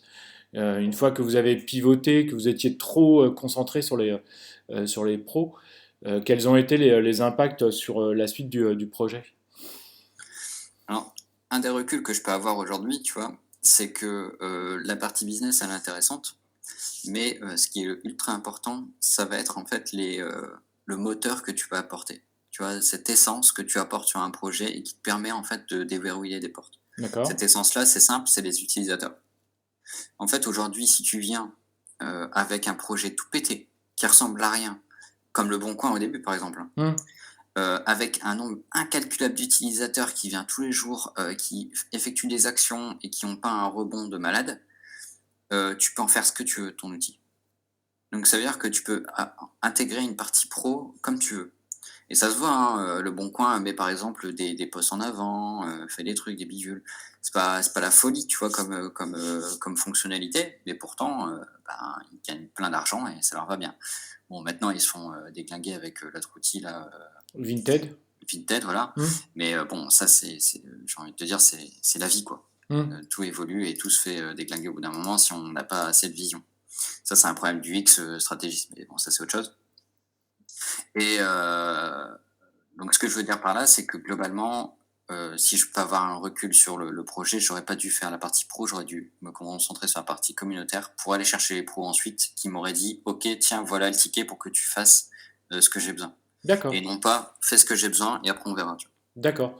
Et alors, tu parlais de l'esprit communautaire, donc vous avez, j'imagine, créé une communauté. Ouais. Et où est-ce que vous êtes allé chercher cette communauté? Comment vous l'avez créée? Comment vous l'avez gérée? Est-ce que vous aviez mis en place un programme spécial dans cette communauté? Qu'est-ce qui se passait un petit peu dans cette communauté? Alors, il y avait un terme qu'on utilisait en start-up qui me faisait trop rire parce que les gens l'utilisaient pour tout et rien, c'est le gross hacking. Ouais, C'est c'est en gros comment tu récoltes, des utilisateurs, sans les payer véritablement, tu vois? Sans d'accord. sans que ça te coûte et du coup, nous ce qu'on s'est dit, c'est en gros on n'a pas d'argent. On avait très peu, tu vois? Il y avait 10 000 €, mais ça partait tous les mois, tu avais le compte Ouais, en banque qui se vidait. Et il fallait absolument qu'on récolte un nombre important d'utilisateurs. Et comment est-ce qu'on pouvait faire ça? On s'est dit: «OK, où est-ce qu'il y a le plus d'utilisateurs? C'est les festivals, en fait». Du coup, pendant les festivals, comment est-ce qu'on fait pour enregistrer les gens? Parce que finalement, s'ils viennent et qu'on est juste là à faire la plante, ça va pas le faire. mmh, C'est ce qu'on a fait au départ et ça l'a pas fait, quoi, parce qu'on récoltait rien. les gens ils faisaient: «Ah là là, votre projet est super intéressant et tout». En fait, on s'en fout, tu vois? Parce qu'il est pas utilisable. D'accord. Du coup, ce qu'on a fait, c'est que là, on a véritablement pensé MVP et c'est pour ça que je vous disais tout à l'heure, il faut absolument penser à l'utilisateur et leur donner un parcours qui puisse être utilisable pour, engendrer derrière, tu vois, cette partie pro, cette partie économique. C'est qu'en gros, on a pensé MVP, on s'est dit: «OK, on va faire un parcours qui va servir aux utilisateurs, qui va avoir de la valeur pour eux». Donc on a fait un truc tout bête, hein, c'est qu'en fait, on a fait un parcours qui est: je crée mon compte, je sélectionne les jeux qui m'intéressent, du coup, ça me crée mon profil de joueur et de ce fait-là, je peux voir les parties qu'il y a autour de chez moi. Donc la brique, voir les parties autour de chez moi et du coup, réserver un event, ça c'est assez bidon, on l'avait déjà fait. Mais par contre le profil de joueur, on l'avait pas fait et donc on a consacré 6 mois dessus et en fait, on a fait un onboarding et cetera pour, aider à faire cette démarche et ça nous a récolté énormément d'utilisateurs parce qu'ils pouvaient personnaliser, tu vois, leur, expérience en sélectionnant des jeux sur lesquels ils voulaient jouer et du coup, ils pouvaient filtrer, les événements et recevoir des notifs. Bon, ça, c'est arrivé plus tard les notifs, mais ils pouvaient voir les événements qui étaient liés à leur jeu préféré D'accord. et rien que ça, en fait, ça avait une valeur importante pour eux parce que c'était la peine principale des joueurs. Ouais, parce que justement, c'était aussi le but en fait de Megalith, en fait, c'était voilà de proposer des events et des parties. Et là, c'est ce qui leur manquait en fait, c'est ce qu'ils venaient chercher. Bah, en fait, c'est ce qu'on, recherchait nous-mêmes 2 ans auparavant. D'accord, ok. Si tu veux, quand on a commencé le projet, on s'est tellement laissé embrigader avec des trucs économiques, avec des matériels individuels, qu'on a travaillé des trucs que nous, on s'en foutait totalement, en tant qu'utilisateurs finaux, D'accord. mais dont, on nous avait dit, qu'ils étaient nécessaires, quoi. Alors là, finalement, du coup, on se remet à réfléchir dans le bon sens, parce que tu te fais des nœuds dans le cerveau dans tous les sens, hein, je vous le disais, on ne dort pas et cetera, enfin, c'est horrible et là, tu te dis: «Mais en fait, si je résolvais juste les problèmes que j'avais de base et les problèmes que les utilisateurs ont de base», tu vois? Et du coup, ben, tu fais ça, et là, ça cartonne, donc là, on atteint très vite, 3 000 utilisateurs, mais par contre, on n'a plus un rond. Du coup, là, se pose la problématique, qu'est-ce que tu fais dans ce cas-là? Est-ce que tu fais une levée de fonds? C'est-à-dire tu dilues ton capital, enfin pas ton capital, tes actions, pour récolter un peu d'argent, sachant que ton entreprise vaut rien. Donc en fait, les gens peuvent te racheter pour, 200 balles ou alors 3 mars, hein, Ouais. globalement. Tout dépend comment tu as pitché et comment tes slides sont belles. Ou alors tu peux faire des prêts. Donc nous, à ce moment-là, il y a tout le monde qui me disait: «Ouais, si vous arrivez à avoir des prêts d'honneur, c'est la folie, si vous arrivez à être, déclaré innovation, c'est la folie», et cetera. Du coup, on se dit: «Bah écoute, nous, de toute façon, on n'est pas à ça près, on fait des coups de poker avec des avec des festivals, avec des professionnels et cetera. Donc on y va, on fait les dossiers et puis on devient comme ça, double innovation, auprès de au défi donc ce qui était à la base, LMI, donc c'est un réseau de créateurs d'entreprises. D'accord. Ce qui nous permet de déclencher, je sais plus dire, je vais pas dire des chiffres parce que ça pourrait être n'importe quoi, donc je pourrais les dire si vous me demandez, je pourrais vous donner les retours, mais je veux pas vous dire des chiffres au hasard là. Mais globalement, plusieurs dizaines de milliers d'euros D'accord. et donc du coup, on arrive à déclencher ces prix avec, plusieurs comités et ce qui nous permet d'avoir un crédit à côté, à la banque, qui soit assuré par un organisme de financement, qui nous prend pas en tant que garantie, personnelle, mais en tant que garantie associative. Enfin voilà, donc du coup, il y a pas de conséquences pour nous directes et donc du coup, on met en place ces prêts, on a de l'argent et donc on peut continuer à faire notre développement. D'accord. Donc Heu, finalement c'était une bonne idée. alors Pas tout à fait, on dirait. en fait, faire un prêt alors que tu gagnes pas d'argent, c'est toujours une mauvaise idée. Hmm. Faire un prêt quand tu gagnes de l'argent, c'est toujours une bonne idée, si jamais le taux est bas. Nous, dans notre cas, le taux était extrêmement bas, donc si on gagnait de l'argent, ça aurait pu le faire, mais le problème, c'est qu'on a galéré à trouver notre modèle économique. Hmm. Donc tu vois, je parlais des besoins des pros, des besoins des utilisateurs finaux, des joueurs et cetera. Mais après derrière, tu as une autre, dimension qui va être comment on appelle ça? Le modèle économique. Donc, tu as ton pro qui a des besoins, tu as ton utilisateur qui a des besoins. Il faut que tu concilies le tout pour que ça soit accessible, donc gratuit dans une forme freemium, tu vois? Et tu as un package qui soit payant, et qui du coup attire, de plus en plus de monde. Le truc, c'est qu'il y avait tellement peu de pros que si jamais on devait être rentable avec les pros, ce que nous avait conseillé Euratech à la base, hein, Hmm. on aurait dû faire payer, des milliers d'euros par mois aux utilisateurs. Ouais, donc impossible quoi en fait. Bah, ça aurait pu être possible si jamais on avait vraiment une proposition de valeur de malade mental, tu vois? Hmm. Mais bon, on n'était pas Facebook non plus. Ouais, ouais, Et donc ça, c'est dû à une mauvaise connaissance, du business, quoi. d'accord. Donc du coup, Et donc ça veut dire que quelque part, sans vouloir exagérer, est-ce que c'était pas parce que vous aviez été mal conseillé chez Eura Technologies ou que vous aviez peut-être pas suffisamment une bonne vision ou une vision, euh, une vision pas délabrée mais différente un petit peu? moi, je trouve que la technologie a fait un super bon travail parce qu'ils nous ont permis de nous poser des questions, tu vois? Hmm. Donc ils nous ont pas dit directement: «Allez voir les pros et Ouais. faites-les payer», tu vois? Hmm. Ils nous ont dit: «Les gars, si vous voulez être rentable, il vous faut des gens qui payent». Donc nous, on s'est dit: «Bah, les pros» et eux, ils nous ont dit: «Bah, pourquoi pas», tu vois? Et du coup, je pourrais pas leur jeter la pierre. Ils ont fait ce qu'ils avaient à faire, c'est-à-dire Hmm. nous conseiller sur les trucs assez globaux sans s'impliquer, très, très précisément sur le projet parce qu'ils ont tellement de projets, ils ont pas le temps, tu vois? Hmm. Donc non, c'est pas un manque d'accompagnement, c'est plus un manque de maturité. En fait, quand tu veux créer ta boîte et en plus de ça qu'elle soit rentable, ça te demande, de cerveau, en fait. Et nous, on était, 2 cerveaux avec, ma compagne, mais 2 cerveaux créatifs et pas 2 cerveaux, business, tu vois? Ouais. Donc c'est là où est-ce que tu as des gens qui sont en école de commerce, hein, que plein de gens crachent dessus et cetera, mais ces gens-là, en fait, peuvent vendre leur mère pour 350 €, tu vois? Hmm.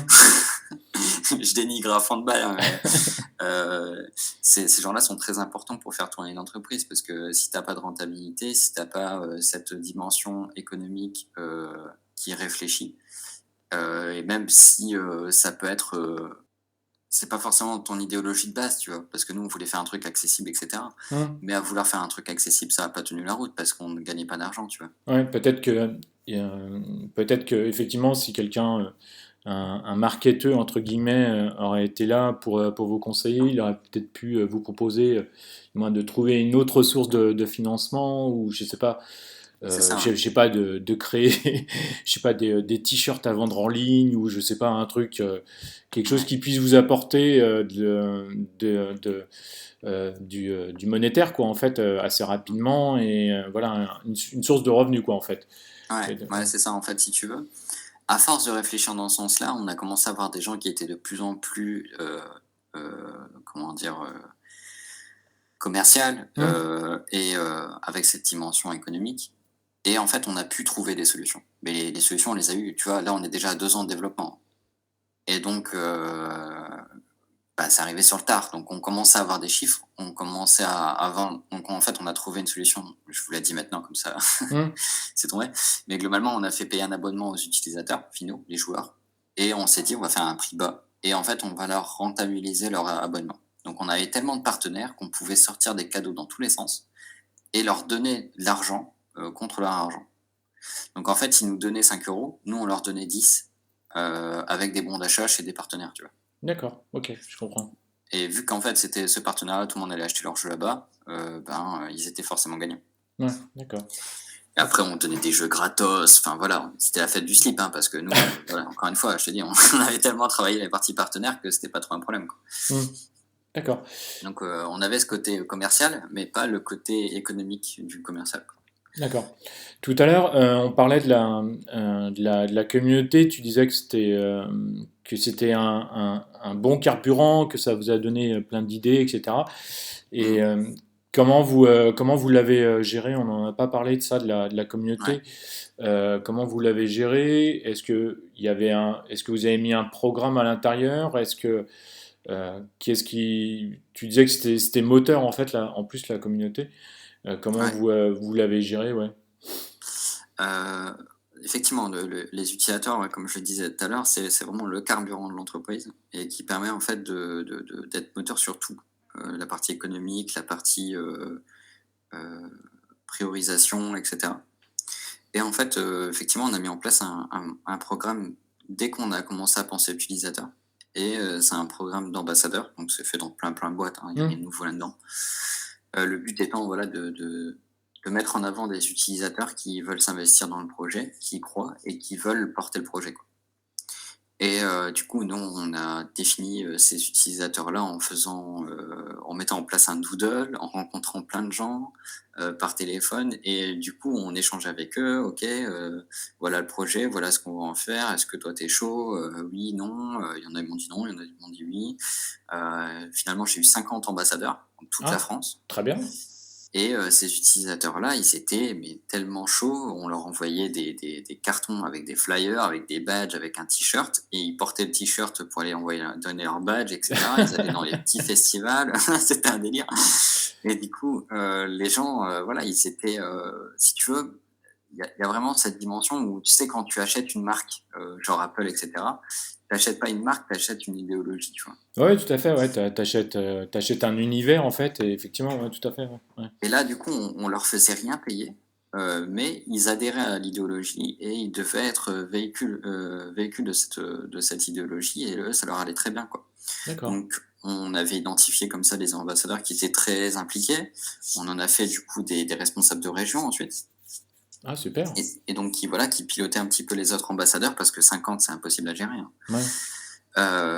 Et donc voilà, donc on les gratifiait en les invitant par exemple sur les festivals, en leur donnant des jeux, en ayant une proximité avec eux aussi sur, «OK, regarde on développe ça, qu'est-ce que tu en penses?» Et il y a aussi, une proximité sur tout ce qui va être backlog. Donc on leur disait, «Regarde, notre trajectoire c'est ça. Est-ce que pour toi ça correspond à tes besoins d'utilisateur? Et regarde, j'ai fait ces maquettes, est-ce que toi ça te va ou est-ce que tu penses qu'il faudrait autre chose?»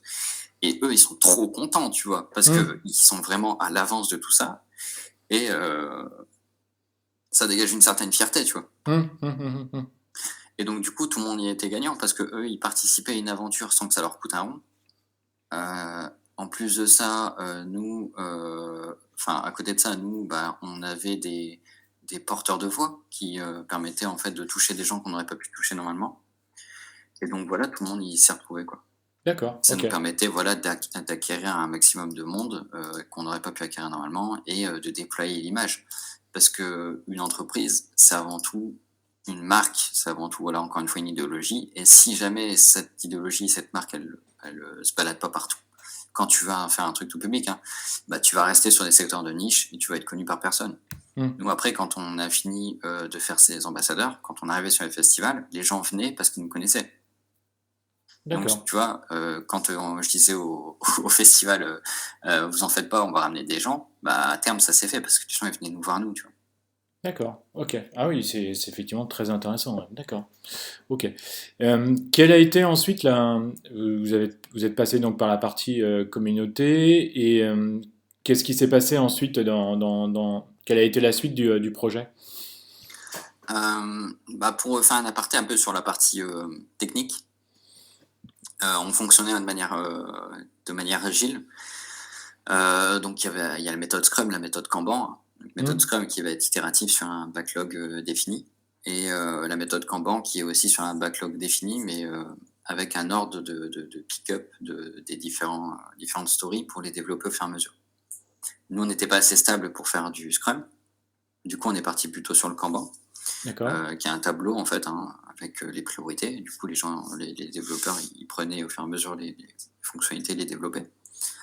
Et nous, ce qu'on faisait, c'est que ce backlog-là, il était accessible effectivement aux développeurs, hein, forcément pour qu'ils puissent travailler, mais aussi aux partenaires et aux ambassadeurs, tu vois? Donc comme je le disais tout à l'heure, d'accord, pour ouais, qu'ils ouais, puissent savoir un peu ce qu'on fait, quoi. d'accord, Et ce qui est bien, c'est que plus tu as de partage de ce backlog avec tes utilisateurs et avec tes partenaires et plus ils te font confiance parce qu'ils savent que, voilà, tu maîtrises ton sujet, quoi. Donc même si, je vous avais spoilé tout à l'heure en vous disant comme quoi qu'on faisait beaucoup de legacy à force de faire des pivots dans tous les sens et cetera. Dans tous les cas, on avait quand même une bonne vision sur ce qu'on faisait, même si, on manquait de responsables techniques pour aiguiller un peu les développeurs qui étaient juniors et nous, on manquait de recul sur, quelles étaient les conséquences d'un legacy sur un produit. C'était quand même très important pour les utilisateurs et les partenaires D'accord. d'avoir Parce cette vision. que, comme tu disais, vous étiez designer, mais vous étiez aussi responsable du projet, donc chef de projet, Mmh. chef marketing, responsable marketing, responsable financier. Vous faisiez tout, quoi, en fait, tous les deux. Ah, c'est ça.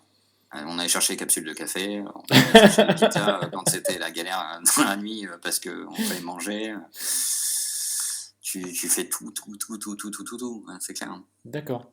Et donc après, vous êtes passé, donc vous faisiez j'imagine, en pré-prod après, c'est ça? Bah, on a vite mis en prod au bout d'un an, de dev, donc là, vu qu'on est sur du 2 ans, on avait déjà mis en prod un truc assez conséquent qui évolue au fur et à mesure. Mais, ce qui était important, c'était en fait heu de travailler sur 2 branches, tu vois? Et les 2 Hmm. branches, on l'a fait qu'au bout d'un certain temps parce que nos devs, ils étaient pas expérimentés, encore une fois, et on n'avait pas de moyens de payer quelqu'un qui gérait tout ça. Mais du coup, très vite, on a commencé à faire 2 branches pour pouvoir débugger et cetera, parce que parfois les le site, il crashait, comme ça gratos, tu te levais le matin, le site était crashé parce qu'il avait fait une récupération de données et qu'il y avait une virgule de trop, et tout cassé, quoi. D'accord. Donc c'était important de mettre en place effectivement une pré-prod, pour éviter de tout péter, à chaque modification de virgule, quoi. D'accord. Et donc, c'était quoi après la suite du projet? Vous aviez donc mis la communauté, vous étiez en pré-prod, et c'était quoi alors la suite après? Design Plus. Ce qui a été le plus important, ça va être en fait, effectivement, de gérer toujours la croissance des utilisateurs, des professionnels, de tous nos partenaires et cetera, pour qu'on ait toujours plus de choses à montrer à nos partenaires et toutes les personnes qui nous font confiance en soi, hein, parce que là, du coup, il y avait, Vodafy, hein, je le disais tout à l'heure, qui avait, financé. Donc là, on commence à devoir rendre des comptes. Puis en plus de ça, on avait heu, des genres de, comment on peut appeler ça? Des tuteurs, qui nous aidaient aussi. Donc on avait, Christian qui est, responsable, d'acquisition internationale chez Kiloutou, par exemple, D'accord. qui était, notre tuteur et qui nous demandait de où est-ce qu'on en était, où est-ce qu'on allait et cetera, et nous donner une vision un petit peu plus globale de la situation. Parce qu'en fait, quand tu pilotes ton entreprise, encore une fois avec de l'UX, hein, tu as toujours la vision sur après. Tu pas la vision sur aujourd'hui, tu vois? Hmm. Et c'est important en fait d'avoir cette vision-là. Et puis, moi, mon travail d'UX, si tu veux, il a vraiment été sur, qu'est-ce qu'on peut apporter, tu vois? Et pas, qu'est-ce qu'on a aujourd'hui et comment est-ce qu'on devrait voir ça, tu vois? Et ça m'a vraiment donné beaucoup d'expérience sur, comment gérer ses KPI, comment, récolter de la valeur sur des, heu, sur des analytics que tu peux mettre en place ou que tu peux aller chercher, quoi. D'accord. Est-ce que tu peux nous expliquer rapidement qu'est-ce que tu as fait pour justement aller chercher ces KPI et les analytics que tu as mis en place, s'il te Ouais, ouais, plaît? bien sûr. Ben, sur un site de base, tu as forcément des KPI, un KPI qui est important, ça va être ton taux de conversion ou tes taux de rebond. D'accord. Ton taux de rebond, c'est le nombre de personnes qui viennent sur ton site et qui se tirent. Donc en fait, si dans ta page d'accueil, tu as 70 des gens qui partent dès la page d'accueil, ça veut dire que tu as un problème sur ta page d'accueil.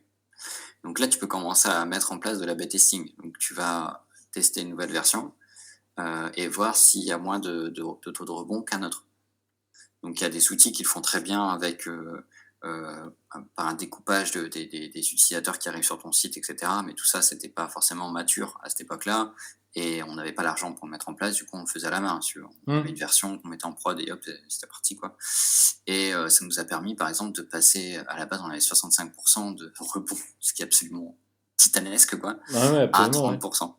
Ah oui, d'accord. Ok. Donc, et parce qu'on a fait vraiment un rework de l'information, on a changé la hiérarchie de l'information, les call to action et l'ambiance aussi du site, ce qui a fait que ça a vraiment facilité, les inscriptions.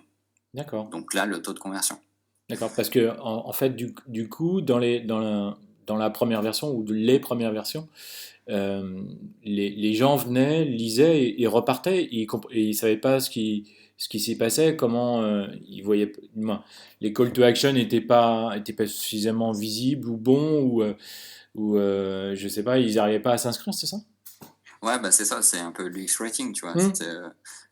Ça, c'est venu un petit peu en 2020, l'UX Writing, mais avant ça, c'était, je sais plus comment on appelait ça, enfin bref, c'est de la hiérarchisation de Ouais, l'information et ouais, puis, tous ces trucs-là et nous, en fait, on cherche pas forcément à comprendre, tu vois? On pondait des pages, on les posait et puis voilà, d'accord, encore une fois, j'étais pas sur heu, une vision de ce qu'il y a actuellement, tu vois? C'était plus sur une vision sur ce qu'il va y avoir après parce que tu vis que dans le futur quand tu crées ta boîte. d'accord. Et avoir cette vision actuelle, ça te permet de voir plein, plein, plein de choses. Et donc, effectivement, ce genre de choses. Que ton taux de rebond, il est absolument titanesque sur ta page d'accueil et que depuis le début de l'aventure, tu as dû perdre 1 millier d'utilisateurs, tu vois. Ouais, ce qui est énorme. Ouais, Ce qui est surtout pour absolument triste. ce qui est énorme pour la taille de votre, pour la start-up que vous étiez et pour le projet que vous étiez. Ouais, effectivement, ouais. Tout à C'est fait. ça, et ça coûte pas grand-chose, hein. Je veux dire, tu Hmm, mets un Google Analytics, hop, tu y vas tous les jours. Tu regardes ton dashboard, tu regardes la courbe d'évolution de ton taux de rebond et de tes taux de conversion, pardon. Et hop, c'est parti. Tu vois directement où est-ce qu'il y a un problème. Si, hmm, par exemple, lorsqu'il crée son compte, le type il se déconnecte tout de suite, il faut que tu mettes en place un truc pour lui permettre de faire une action supplémentaire et hmm. qui va débouler sur une autre action derrière. C'est pas, le but, c'est pas de faire du dark pattern, hein, mais au moins d'accompagner l'utilisateur sur quelque chose d'utile à sa création de compte. Tu vois. Ouais, bien sûr, ouais, tout à fait. D'accord. Et donc, vous avez mis des analytics en place, vous avez récolté des données, et après, qu'est-ce que vous avez fait en place, qu'est-ce que vous avez mis en place aussi? Alors moi, après, je suis parti un peu en vrille parce que je me suis dit, ok, je contrôle les données actuelles. Je peux faire des projections sur comment est-ce que les données vont évoluer, et en fait, je commençais à faire des pubs sur Facebook. Heu, D'accord, des pixels, avec le pixel Facebook, qui est une IA, en fait, de Facebook, qui te permet, en fait, d'analyser les gens qui viennent sur ton site et avec les publicités que tu fais, pouvoir toucher les personnes qui correspondent un petit peu à ceux qui ont cliqué, quoi. d'accord, Et donc moi, je suis allé dans une volonté, en fait, d'acquérir, des nouveaux utilisateurs avec de la prospection, sous forme de publicité. Et d'en fait de comprendre quelle typologie d'utilisateur précis avec tel centre d'intérêt cliquait le plus, avec tel type de tel type de publication, pardon, et de ce fait-là, venir le contrôler pour, contrôler la pub, hein, contrôler la pub pour qu'il y ait plus de clics et donc un taux de conversion le plus élevé possible à moindre coût. ah oui, t'es parti très très loin, oui, effectivement. Ouais. Ouais, et donc, Alors pourquoi t'as choisi bah, dans une démarche, en fait, de grossir, D'accord, d'expansion. C'est ok, que, si tu veux, moi, j'avais, du coup, mon dashboard, sur, aujourd'hui, où est-ce qu'on en est, tu vois? Donc j'avais d'accord, un petit Excel avec tous mes méga, joueurs, on les appelait comme ça, d'accord, et en gros, mes méga joueurs, j'en avais au départ 10. On a fini à 150 méga joueurs et globalement, je m'étais fait une ligne d'objectifs pour qu'on puisse être rentable et donc le but était de, comment on appelle ça? De mettre de l'argent sur la table pour aller acquérir de nouveaux utilisateurs pour aller jusqu'à l'objectif. d'accord, ok, Et très bien, l'idée aussi, c'était que l'investissement que tu fais en tant que publicité te soit rentable avec le processus d'abonnement que tu mettais derrière. d'accord. C'était un abonnement sans obligation, etc., que tu pouvais retirer à tout moment, hein. Hmm, Mais dans tous les cas, c'était important d'avoir cette conversion parce que ça permettait de rentabiliser l'investissement que tu faisais, quoi. d'accord, Et tout ça, ça gonfle tes chiffres, ça te permet d'avoir des KPI beaucoup, plus intéressants pour tout ce qui va être aspect financier et aspect vision et ça permet, voilà, d'avoir ton entreprise qui grossit, quoi, d'accord. tu vois? Et donc ça a été bénéfique en fait? Ah ouais, clairement. Bah, si tu veux, au départ, je mettais, je sais pas, 5 € par jour, j'ai fini à, 100 € par jour. D'accord, ah oui, d'accord, ah, Donc effectivement. c'était absolument titanesque parce qu'après on a fait d'autres, financements, donc on a eu BPI notamment. Hmm, Et ça a permis d'investir plus, donc de gagner plus d'utilisateurs. Mais le truc, c'est que forcément, tu dépenses 10 € pour récolter 2 utilisateurs qui vont payer. Mais derrière, en fait, tu as forcément un coût d'investissement important qui va se lisser avec le temps, tu vois. D'accord. Ouais, ouais, bien Donc, sûr. ça Ouais. veut dire que tu vas dépenser, je sais pas, 500 euros. Tu vas avoir 10 utilisateurs qui te rapportent donc 50 euros. Tu sais que les gens se désabonnent pas au bout de, enfin, se désabonnent au bout d'un an. Donc, tu vas avoir 100 euros de bénéfices. Hmm. Tu vois? Donc en fait, tu penses que comme ça, tu vois? Tu penses entre le présent et le futur et tu essayes d'établir des logiques qui vont te permettre de faire grossir et ton nombre d'utilisateurs, ton nombre de conversions, et voilà tes chiffres en général, quoi. D'accord. Ok. D'accord. J'imaginais pas du tout ça, mais effectivement, ça fait partie de la stratégie, j'imagine, de pas mal de sociétés, en fait. Ouais, bah, en fait, c'est vraiment là où l'UX est très importante, hein. C'est que je reviens sur le sujet de base, hein, c'est que piloter l'entreprise grâce à ses utilisateurs, c'est effectivement comprendre ce que tes utilisateurs ont besoin, mais aussi que tu puisses apporter à tes utilisateurs suffisamment d'autres utilisateurs pour qu'ils puissent être contents de leur outil, tu vois? Hmm. C'est que là, au départ, on avait 300 utilisateurs, ils pouvaient rien faire entre eux parce que tu avais un utilisateur par ville, tu vois? Donc Ouais. ils pouvaient jouer avec lui-même. Donc il fallait absolument rapporter d'autres utilisateurs pour qu'ils puissent s'amuser ensemble, sans que ça leur coûte quoi que ce soit, parce qu'encore une fois, l'abonnement leur apportait plus d'argent qu'autre chose. Hmm. Donc le principe était extrêmement gagnant pour tout le monde. Nous, on récoltait des KPI, on récoltait des nouveaux utilisateurs, des abonnements. Eux, ils récoltaient un bon d'achat pour acheter des jeux. Ils soutenaient une boîte avec une idéologie qui était vraiment le partage de jeux et tout ça. Nous, ça nous permettait de financer tout ce qui était déplacement sur des festivals pour encore une fois asseoir notre image.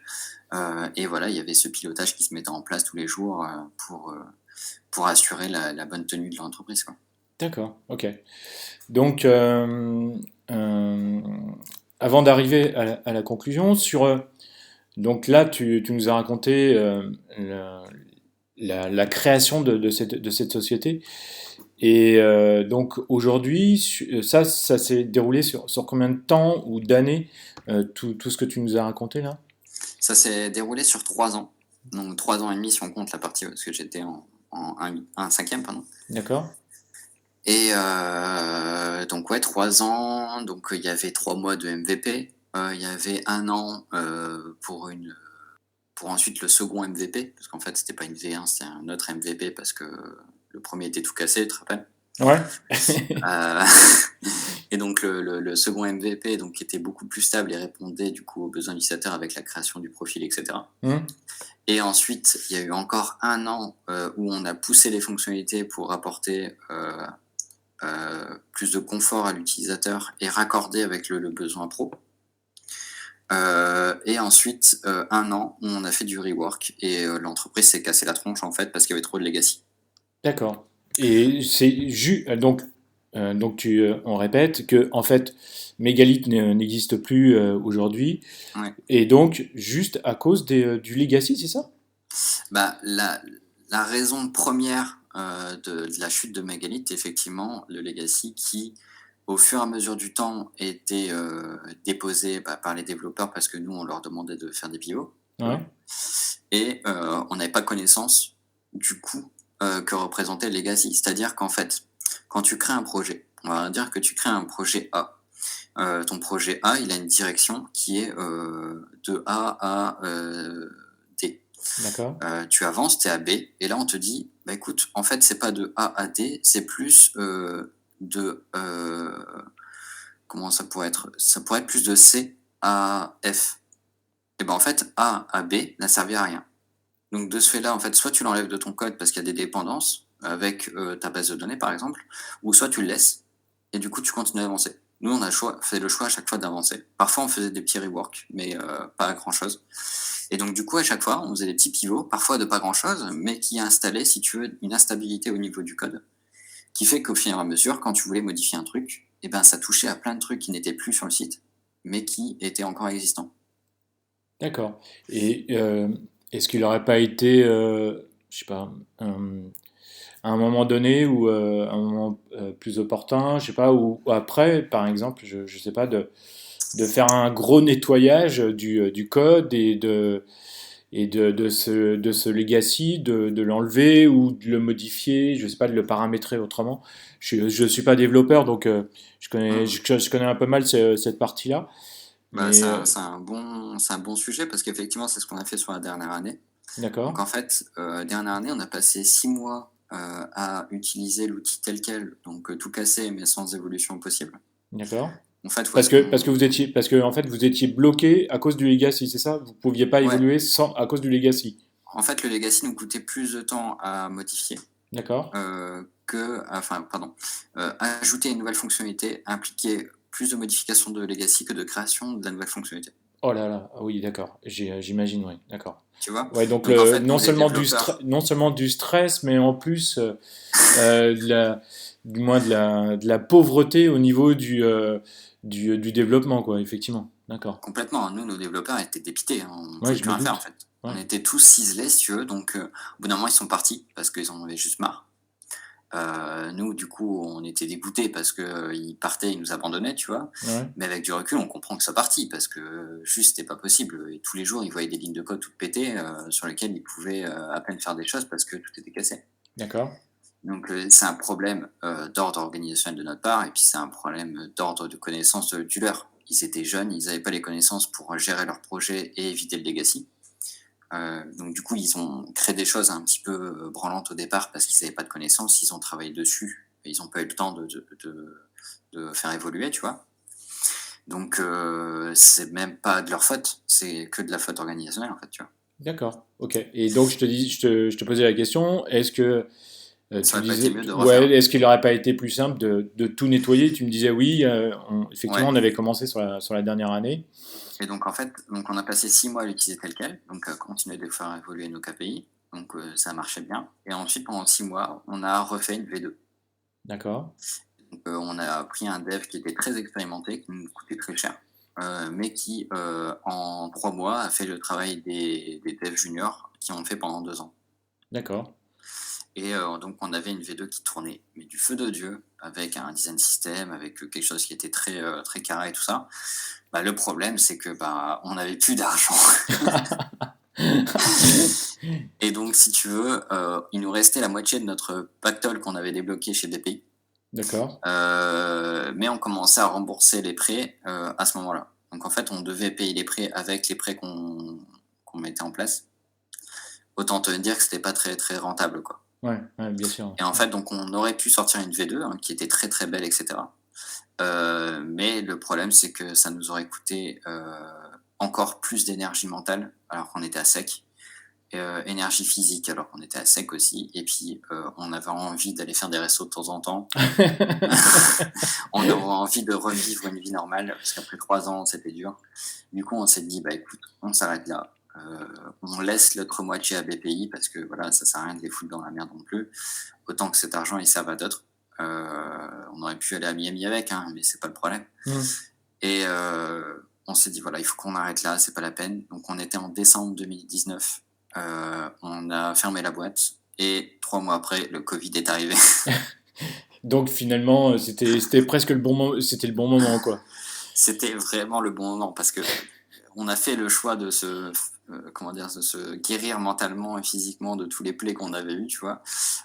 Et derrière, effectivement, le covid aurait tout détruit et ça aurait été encore plus dur, ça aurait été un carnage total, quoi. D'accord. C'est Et alors, est-ce que tu penses que, avec le recul, puisque ça fait plus d'un an aujourd'hui, mmh. est-ce que tu penses que aujourd'hui vous pourriez relancer l'aventure, mais sous une autre forme? Hem, je pense qu'effectivement, il est possible, qu'un jour je recrée quelque chose. Même si je pense que ma compagne soit pas de cet avis, hein, parce qu'elle, ça l'a traumatisée profondément. Ah ouais? Et Ouais, c'est c'est sur quel point de vue, je sais pas, sur le point de vue relationnel que vous avez eu tous les deux, ou parce qu'elle manquait de sommeil, ou que c'était même une question financière, ou je sais pas. c'est plus une question effectivement de santé mentale. Nous, ça nous a D'accord. renforcés parce qu'on devait s'épauler pour continuer, tu vois? Ouais, Et bien sûr. sans l'un et l'autre, on aurait arrêté la boîte, D'accord. au bout d'un an, c'est sûr. D'accord. Donc là-dessus, ça nous a plutôt renforcés. Non, c'est vraiment sur l'aspect mental où est-ce que, moi, j'ai fait définitivement un burn-out au bout de 3 ans. Ah oui. Donc dans les derniers mois, j'ai arrêté parce qu'en fait, je pouvais plus voir le bâtiment, quand je rentrais dedans, j'étais pas bien D'accord. et elle a continué sur les derniers mois et ça l'a complètement détruit parce qu'elle devait tout gérer elle-même pendant 3 mois, Ouais. voilà, c'était très, très, très, très compliqué. Ouais, je me doute, ouais. Effectivement, il était certainement temps d'arrêter, alors effectivement. Ouais, c'est ça. Et D'accord. moi, après, je suis revenu pour faire la V2. Donc ça s'est très, très bien passé parce que voilà, il y avait plus ce situation conflictuelle parce que les devs Hmm. étaient au bout de leur life, nous aussi. Du coup, ils sont partis, moi je suis revenu, voilà, donc ça s'est fait comme ça, tu vois? Donc en gros, voilà, si je devais refaire quelque chose, je le referais de la manière suivante, c'est-à-dire que je ferais d'une manière totalement détachée, une production, dans le but d'aider des utilisateurs et si jamais cette production amène en fait à un niveau élevé, d'utilisation, on pourrait voir une entreprise secret, tu vois? Mais je ferais plus une entreprise avant, de répondre à un besoin et d'avoir des résultats. D'accord. Comme quoi, il faut bien écouter ses utilisateurs. Exactement. Les utilisateurs, c'est eux qui pilotent le projet, et surtout dans une startup, si t'as pas d'utilisateurs, tu juste un Gugus qui fait un truc dans son garage, quoi. Ouais, ouais. Oui, d'accord. Pour conclure, qu'est-ce que tu pourrais dire par rapport à la création de l'entreprise et l'UX, s'il te plaît? Design Plus. Ce que je peux dire, c'est que créer sa boîte, c'est vraiment le terrain de jeu idéal pour, expérimenter des choses. En fait, tu as le droit de te planter, là, par exemple, les devs avec qui on était, ben, ça leur a fait une expérience de dingue. Nous, ça nous a fait une expérience de dingue. Ça nous a permis tous d'expérimenter des choses, de découvrir le monde, de l'entreprise, au sein même de l'entreprise, tu vois? C'est Hmm. pas juste tu piloté par quelqu'un qui te dit d'aller dans une direction et tu sais pas pourquoi. C'est que là, nous, on avait des réunions de crise avec les devs, on leur disait: «Écoutez les gars, il nous reste 3 mois à vivre» et sans deck, hein. Sans deck, on l'a fait plusieurs fois et ils Ouais. étaient conscients qu'on avait 3 mois à vivre. Donc du Hmm. coup, en gros, s'ils sortaient pas la fonctionnalité qu'il fallait et que nous, on n'assurait pas pour aller chercher de l'argent, dans 3 mois, on était mort. D'accord. Du coup, ça calme, hein. Je veux Oui, dire oui, quand c'est clair, oui. tu débarques le lundi matin, on avait payé les croissants, quand tu voyais les croissants sur la table, tu savais que c'était pas bon. Parce que déjà, les croissants, on pouvait pas se les payer, tu vois? Non mais bref, du coup, ça t'apporte vraiment une vision de dingue sur comment fonctionne une entreprise et comment fonctionne l'économie de manière générale. Ça t'apprend à prioriser les choses et à comprendre pourquoi est-ce que tu fais les choses, tu vois? Parce qu'il y a un grand nombre d'UX qui font des choses juste pour leur utilisateur, tu vois? «Ah, mon utilisateur, il a besoin, je sais pas de passer par tel parcours parce que ça lui simplifierait la vie». Oui, Hmm. OK, très bien. Effectivement, ton utilisateur a besoin de ça, mais côté business, modifier ça, ça ne rapporte pas un rond. Mais par contre, il y a des choses qui, coûtent énormément d'argent et qui ont besoin d'être priorisées. Et donc on va d'abord travailler là-dessus et ensuite on verra cette chose-là pour l'intégrer dans un autre flux ou un autre parcours, faire évoluer la chose. Ça t'apporte une vision business extrêmement importante. Et est-ce que du coup, t'as pas l'impression, quand tu es côté business, d'être encore plus proche des utilisateurs ou de mieux les comprendre? Mmh, je saurais pas dire si tu es plus proche d'eux. En tout cas, tu comprends sous un autre angle leurs problématiques, tu vois? C'est que, par exemple, quand j'ai commencé là, vous vous rappelez, on parlait de la partie pro. J'ai été chercher de l'argent là-bas. Enfin, j'ai tenté d'aller chercher de l'argent là-bas et finalement ça a été mort. Bah, en fait, je m'étais écarté de mes utilisateurs. Tandis qu'après, j'ai plutôt pris le problème autrement et j'ai fait volte-face en me disant enfin, quand je disais «j'ai» aussi, je voudrais remettre, dans le contexte, c'est avec ma collègue et ma compagne, d'accord? Hmm. Donc on a fait volte-face et on s'est dit: «OK, on va prendre les utilisateurs par les cornes et on va leur donner quelque chose en échange de quelque chose. Parce qu'ils sont plus nombreux et parce que ça pourrait nous apporter quelque chose». Donc si tu veux, la vision business nous a aidés à répondre à un besoin utilisateur qui était, bah, là simplement la volonté de payer des jeux. Mais ça n'a pas vraiment résolu leur problème de trouver d'autres joueurs, tu vois? Hmm. Donc en fait, c'était juste un pansement. Ça n'a pas vraiment été valorisant pour eux de payer, tu vois? D'accord. Donc c'est compliqué à dire. Est-ce que ça a vraiment apporté quelque chose aux utilisateurs de payer? Là, j'ai envie de te dire non, parce que ça a pas apporté un truc directement. Mais par contre, en termes de vision, business pour le projet, ça a été extrêmement important de penser utilisateur parce que ça nous a permis de nous retourner, tu vois? Ouais, d'accord. Ok. Je sais pas si je Et suis clair, mais si, si, si, si, si, si, si, si, si, si, si, absolument, si, si. Et est-ce que toi, aujourd'hui, tu penses que j'imagine que tu as rencontré d'autres startups, Mm. et est-ce qu'elles avaient la même vision pour toi en termes de... est-ce qu'elles avaient une vision UX en fait de leur utilisateur, ou est-ce qu'elles faisaient comme certaines personnes il y a quelques années, de travailler leur business au fond d'un garage et de sortir un produit miracle comme ça? J'ai envie de te dire 90% des gens font encore ça, tu vois, D'accord. Dans les dans leur startups startup. que tu Ouais. as, avec qui tu as échangé, ou qui étaient autour de toi chez Oratech, c'est ça? Ouais. En fait, si tu veux, il va y avoir. Je vais raccourcir à deux typologies, mais il y en a plus, hein, bien sûr, hein, c'est Hmm. vraiment pour extrapoler. Mais globalement, tu vas avoir les étudiants qui sortent d'études et qui veulent tester des choses. C'était un peu mon cas, mais sauf que moi, j'avais déjà du bagage dans l'auto-entreprise et dans d'autres entreprises, tu vois. D'accord. Mais globalement, c'est ok, on veut un terrain de jeu, on teste des choses. Et c'est super bien de faire ça. Vraiment. Donc les jeunes, on peut se moquer d'eux, hein, les start-upéteux qui font des trucs, voilà, qui parlent plus qu'ils ne font, tu vois. Mais dans tous les cas, ça leur apporte énormément de vision. Dans tous les cas, ils sauraient jamais récolter cette maturité Oui, tout à fait, ouais. s'ils n'avaient pas créé leur boîte, tu vois. Donc il y a ces gens-là qui voilà sont ce qu'ils sont, hein. Moi, ça m'énerve un petit peu ces gens-là, mais je trouve ça très bien ce qu'ils font, tu vois, parce que c'est très enrichissant pour eux, tu vois. Certainement, oui.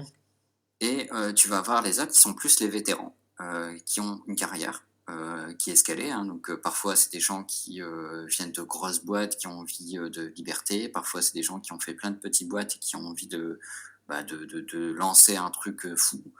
Parfois, c'est des gens qui sont au chômage après leur carrière et qui sont en reconversion, par exemple, et qui veulent tester de nouvelles choses. Mhm. Et ben, ces vétérans-là ont plus de recul et vont plus lentement. Voilà, ils vont plus lentement, mais ils essaient de faire des choses efficaces, tu vois.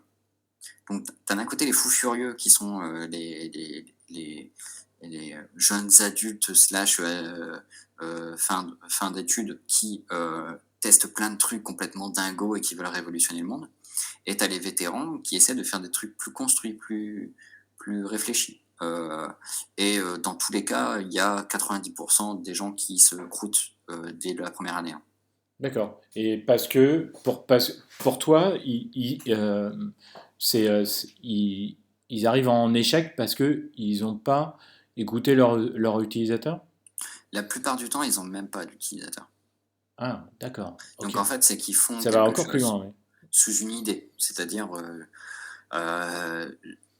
ça va être plus sur de l'a priori. Donc en fait, ça va être: «Ouais, je fais ça parce que en général, les gens, ils ont ce problème», tu vois? Hum, hum, hum, hum. Mais tu vois, ils ont pas de données concrètes, ils ont pas fait les recherches quantiques, ils ont pas été voir leurs utilisateurs finaux, ou alors ils se sont arrêtés, en fait, au cercle familial. Alors du coup, Kevin, est-ce que c'est pas plus un problème au niveau des incubateurs peut-être qui informeraient pas que la première chose peut-être à faire, c'est d'aller à la rencontre de ses utilisateurs?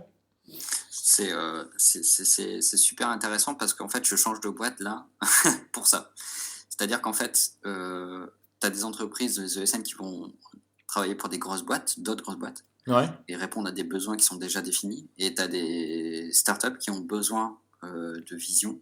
Et pour ça, il y a des agences qui viennent les aider. Donc avec des partenariats avec les incubateurs et avec des prix préférentiels ou des trucs dans le genre, tu vois, qui se mettent en place. d'accord. Et en fait, moi, je vais dans cette direction-là parce que je peux répondre à ces besoins-là. Mais pour ça, il faut que l'incubateur ait conscience que l'UX existe, ait conscience que c'est un intérêt.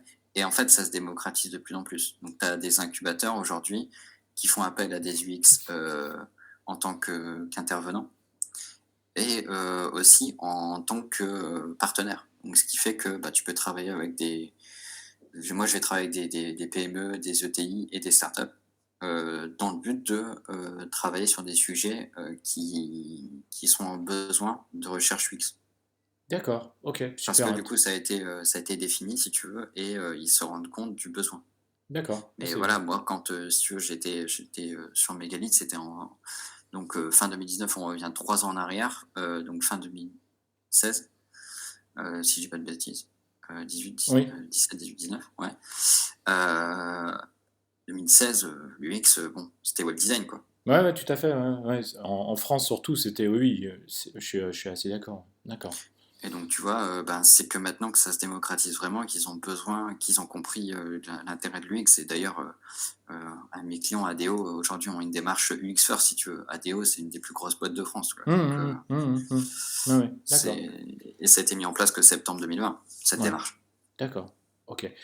Est-ce que, à ton avis, pour faire référence donc au titre du sujet, est-ce que, à ton avis, à quelle expérimentation un designer aujourd'hui, que ce soit junior ou senior ou médium, pourrait se prêter pour tester le monde du business, puisque tout à l'heure tu disais que c'était super intéressant, qu'il fallait absolument le faire. Est-ce que, est-ce qu'il y a des idées que tu pourrais donner ou des exemples? Euh, En fait, si je parle à toi, du coup, Oui, oui, bien sûr. euh, non mais à toi, mais aussi aux personnes qui écoutent, tu vois, c'est si tu t'ennuies un peu dans ton travail, que tu trouves ça rébarbatif, pardon, ou si jamais tu as envie de tester des trucs, fais un side project, c'est-à-dire un projet à côté où tu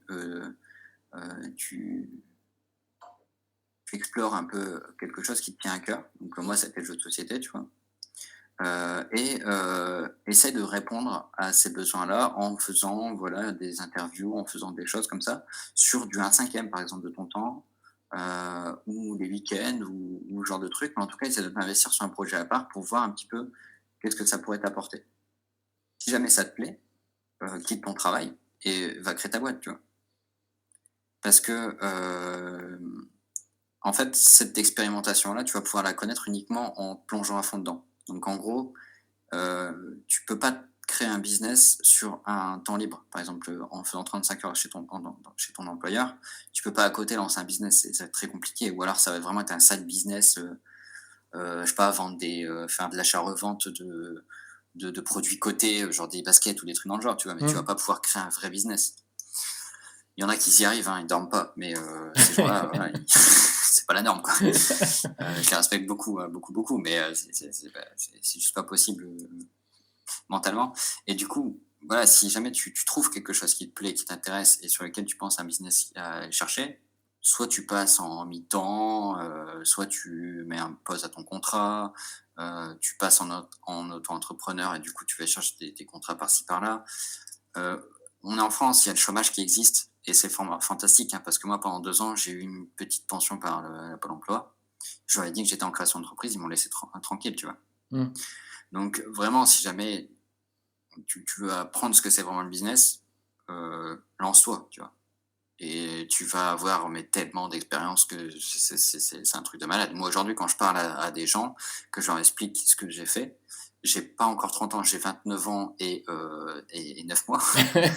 Mais ils me disent: «Comment avant 30 ans, tu peux avoir cette vision-là que moi, j'ai 40 ans, je l'ai pas?» D'accord. Il y a des gens qui te disent ça à toi.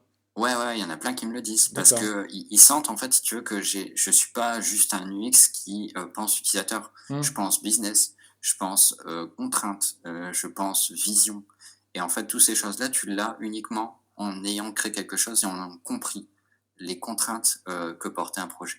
D'accord. Ok. C'est super intéressant. Merci pour cet exemple.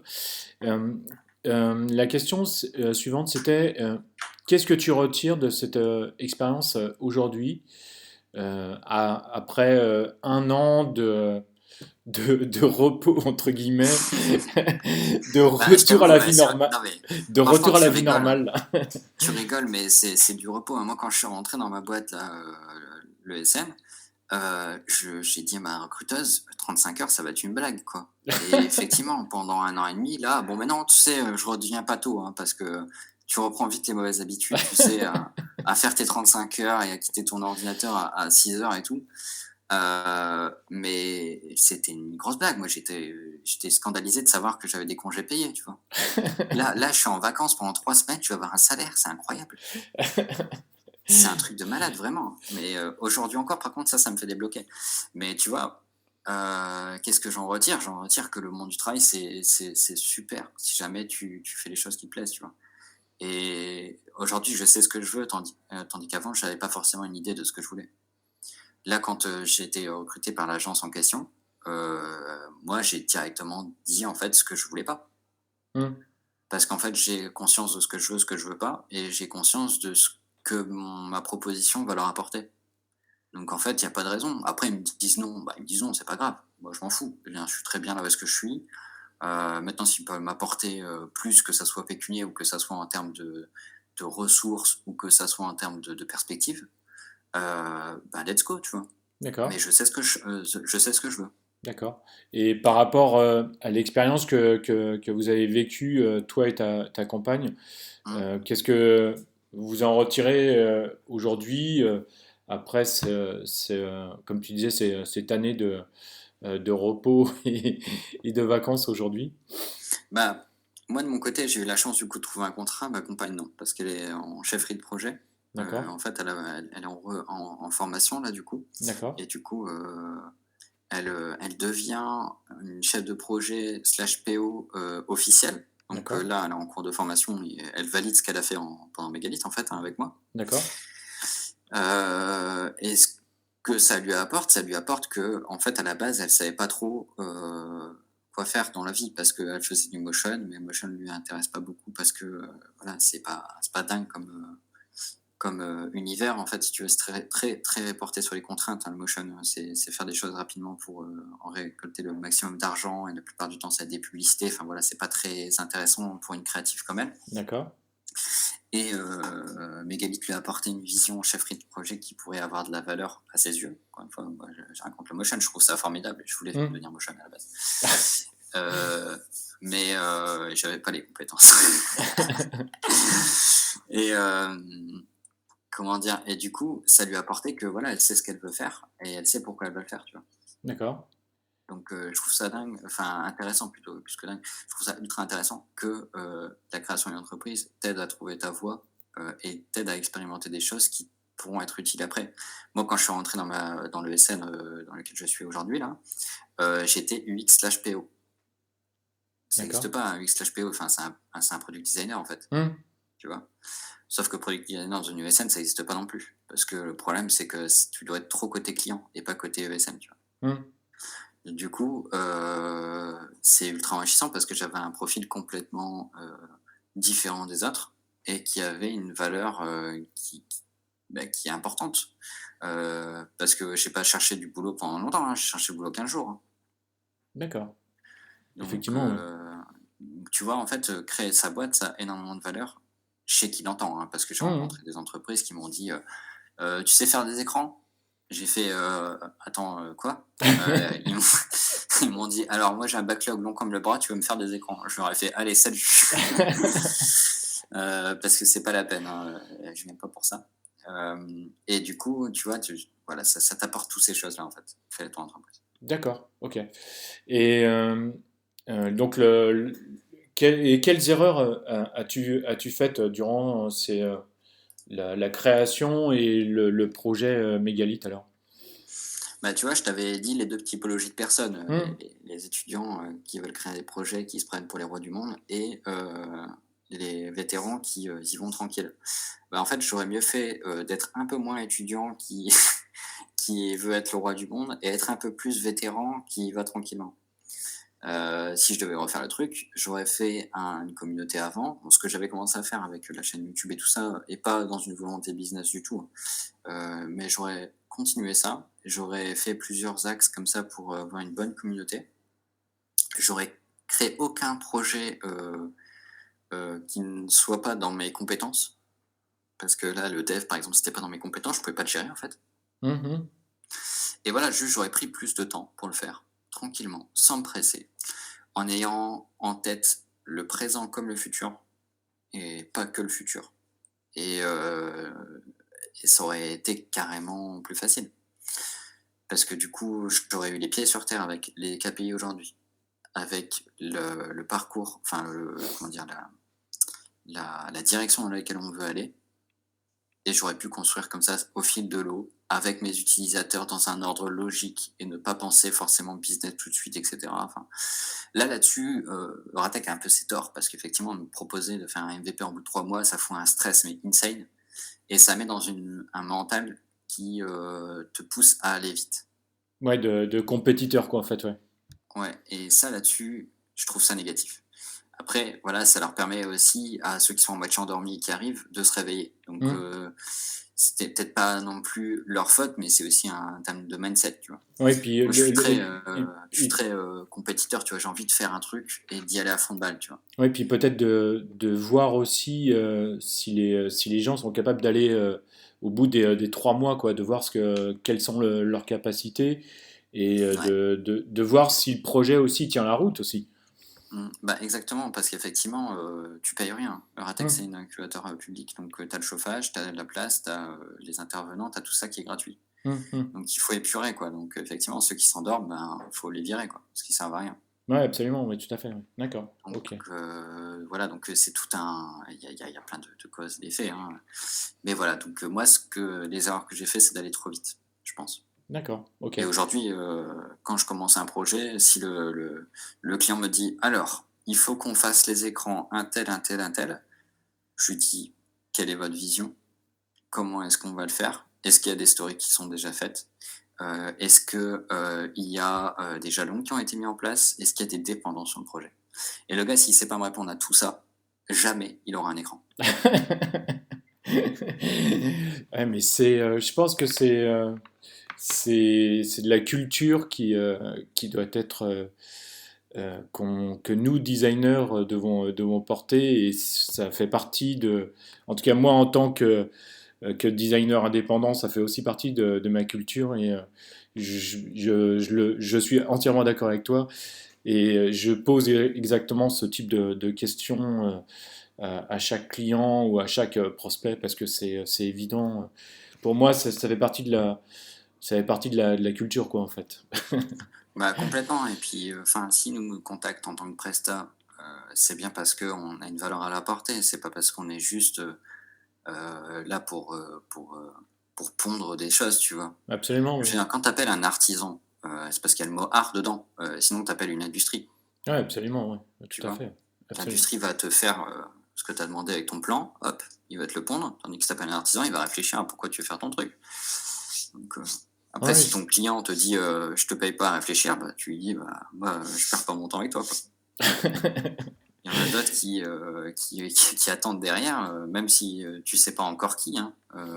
Quand j'étais en auto-entrepreneur, j'ai accepté ce genre de client. Hmm.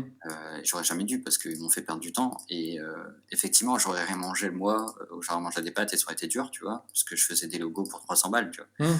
Heu, mais en fait, j'aurais jamais dû faire ces logos pour 300 balles. Parfois, je vois des posts LinkedIn avec la boîte en question, ils gagnent pas mal d'argent et moi derrière, ils m'ont laissé des clopinettes, tu vois? Et ils ont un beau logo parce que franchement, je me suis donné quand même, tu vois? Mais ces clients-là, ils méritent pas notre attention, en fait.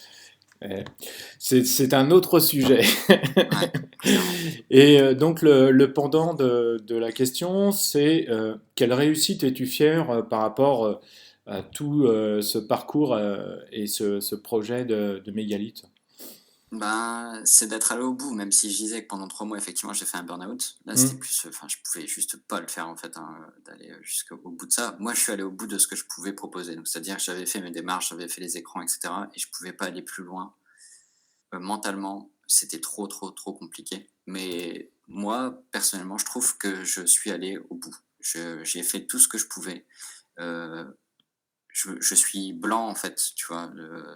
Aux côtés des financiers, quand ils me disaient, parce que j'ai eu des financiers, je dirais pas leur nom, hein, mais qui m'ont dit que, en gros, j'aurais pu faire plus, et que, en gros, si ça avait capoté, c'est parce que j'avais pas assez fait. Hmm.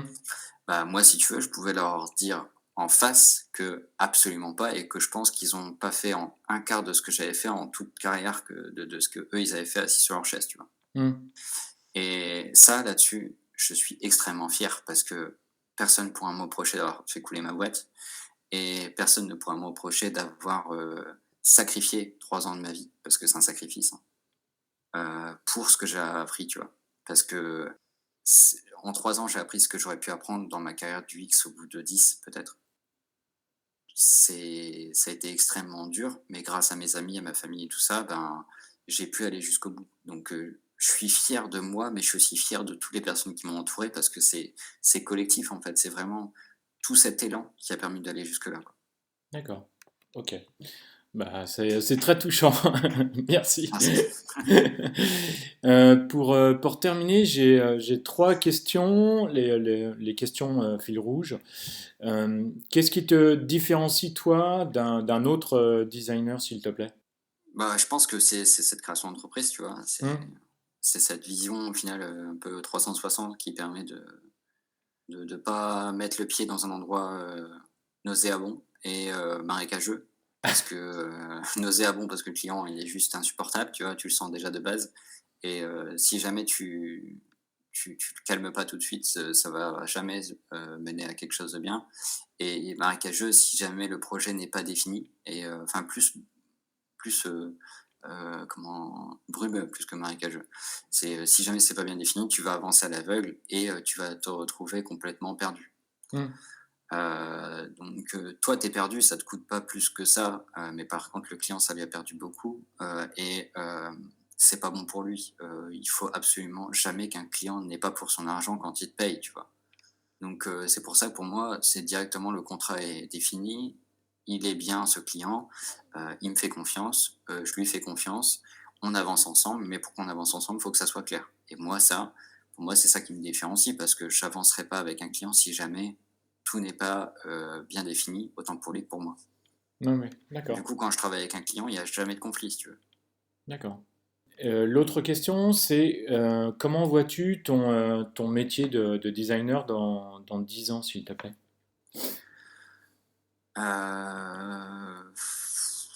Franchement, ça va être très compliqué, on m'avait posé la question, comment tu vois ton entreprise dans 10 ans quand j'étais à la première année de Megalit et on gagnait 1 million de chiffre d'affaires au bout de 5 ans. Hmm. Du coup, là, on serait à 10 millions dans 10 ans. Mais globalement, j'espère qu'on pourra toujours créer des applications, que ça soit sur du web ou sur une autre forme, tu vois? Qu'on pourra dépasser la frontière des devices, des écrans, des interactions, qu'on pourra avoir une interaction universelle, tu vois? Ça pourrait être super cool, Ah oui, je suis entièrement d'accord. parce que franchement, c'est lourdingue, aujourd'hui, tu passes d'un PC à un téléphone et cetera, c'est chiant, la mécanique est pas du tout la même. Enfin, voilà, je pense qu'il y a une évolution à faire sur ça, ça pourrait être vachement cool. Après, ça va peut-être pas arriver, hein, j'en sais rien, mais ça serait cool et qu'on puisse créer des choses plus facilement parce que le no-code, c'est cool, tu vois? Il y a plein d'entreprises qui crachent un max de blé là-dedans pour, essayer de faire des applis qui puissent fonctionner en no-code. J'espère que ça va continuer à se démocratiser et que ça va se lier justement à cette ergonomie, universelle pour qu'on puisse faire des choses, sans contrainte, de temps, de, D'outils. d'outils et de savoir-faire, tu vois? Hmm, hmm. Ça pourrait s'appeler le node design ou. Ouais, juste le no. Donc la dernière question, c'est quel épisode de Design Plus as-tu le plus aimé et pourquoi? Alors moi, j'ai adoré l'épisode du mariage entre l'UX et lui. C'était 2 intervenants, je suis désolé, je connais et du coup, j'ai vraiment adoré parce qu'en fait, c'est ce que je ressentais un petit peu avec ma compagne quand on a créé, Mégalithe. D'accord? Donc je m'y retrouvais pas mal dans cet épisode et surtout, ils ont l'air vraiment, de kiffer leur life, mais puissance 12 et tu sens qu'en fait, ils font les choses comme ils le souhaitent et comme ils le sentent, tu vois? Et donc du coup, ça a l'air d'être positif autant pour eux que pour leurs, clients et c'est un peu dans cette démarche-là que j'essaye d'aller. Donc encore une fois, je suis jeune, tu vois? Donc j'ai pas tout appris. J'ai beau, dire, que j'ai pas de conflit avec mes utilisateurs, mes clients et cetera, mais bah, je sais pas si je réponds encore à tous leurs besoins. Je pense pas avoir toutes les compétences aujourd'hui qu'un UX pourrait avoir, avec la maturité que j'ai. Tu vois, ma maturité en face de mes compétences, je pense qu'elles sont pas encore alignées parce que je pense avoir trop de maturité, tu vois? Hmm. Et eux, j'ai l'impression qu'ils sont vraiment tout, carrés là-dessus, tu vois? Qu'ils ont vu ils se détachent, l'UX et lui, ils peuvent avancer en maturité et en compétences et ça a l'air de cartonner un fond de balle, ce qu'ils font, quoi. Donc j'ai adoré leur intervention, ça m'a fait beaucoup grandir. D'accord. Et effectivement, c'est Annen et Olivier Leroy. C'est un épisode qui a plutôt bien fonctionné, effectivement. Et comme tu dis, oui, tout à fait, quand je connaissais un petit peu Olivier, mais pas trop Annen, et effectivement, en échangeant avec eux, on voyait bien l'apport que l'un pouvait apporter à l'autre, et etc. La mixité presque parfaite. En plus, ils sont mari et femme, donc ça fonctionne vraiment très, très bien.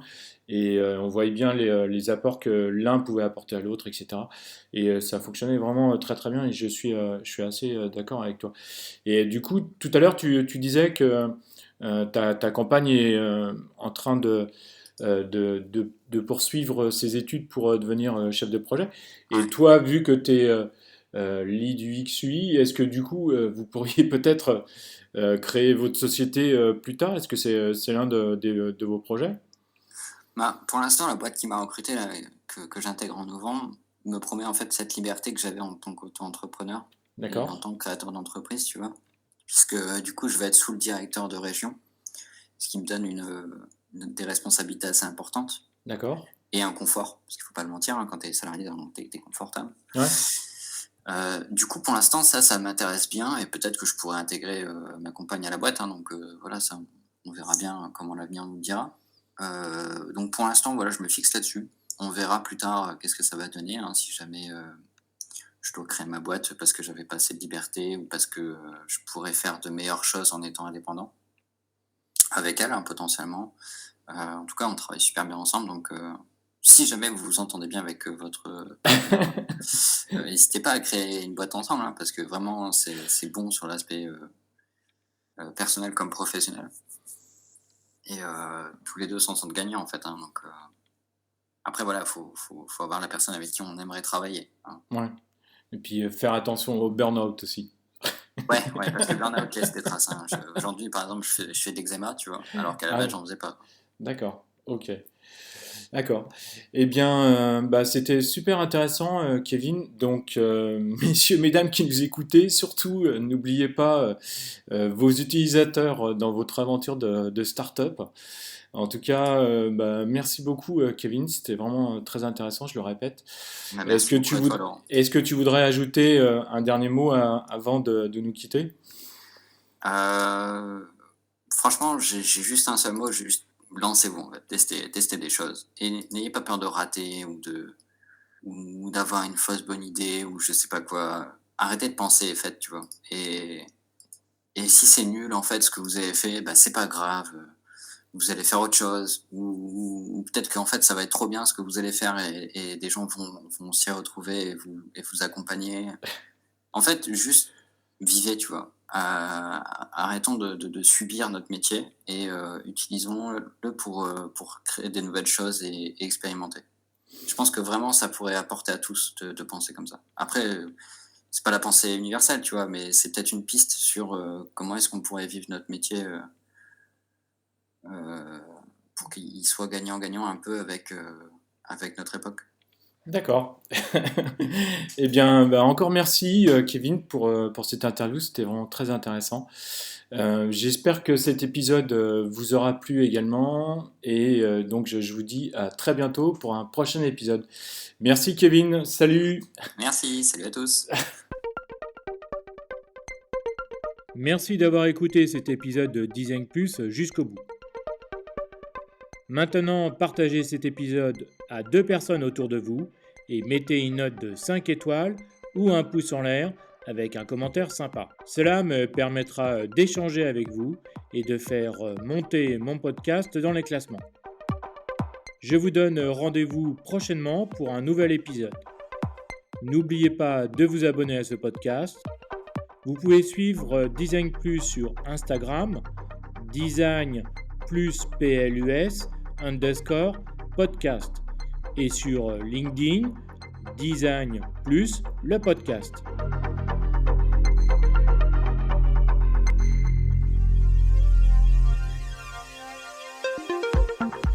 Je suis Laurent Galen et grâce au design, j'accompagne les sociétés à créer, à développer, à améliorer leurs produits et services. et je suis également formateur en design UX, UI pour les applications mobiles.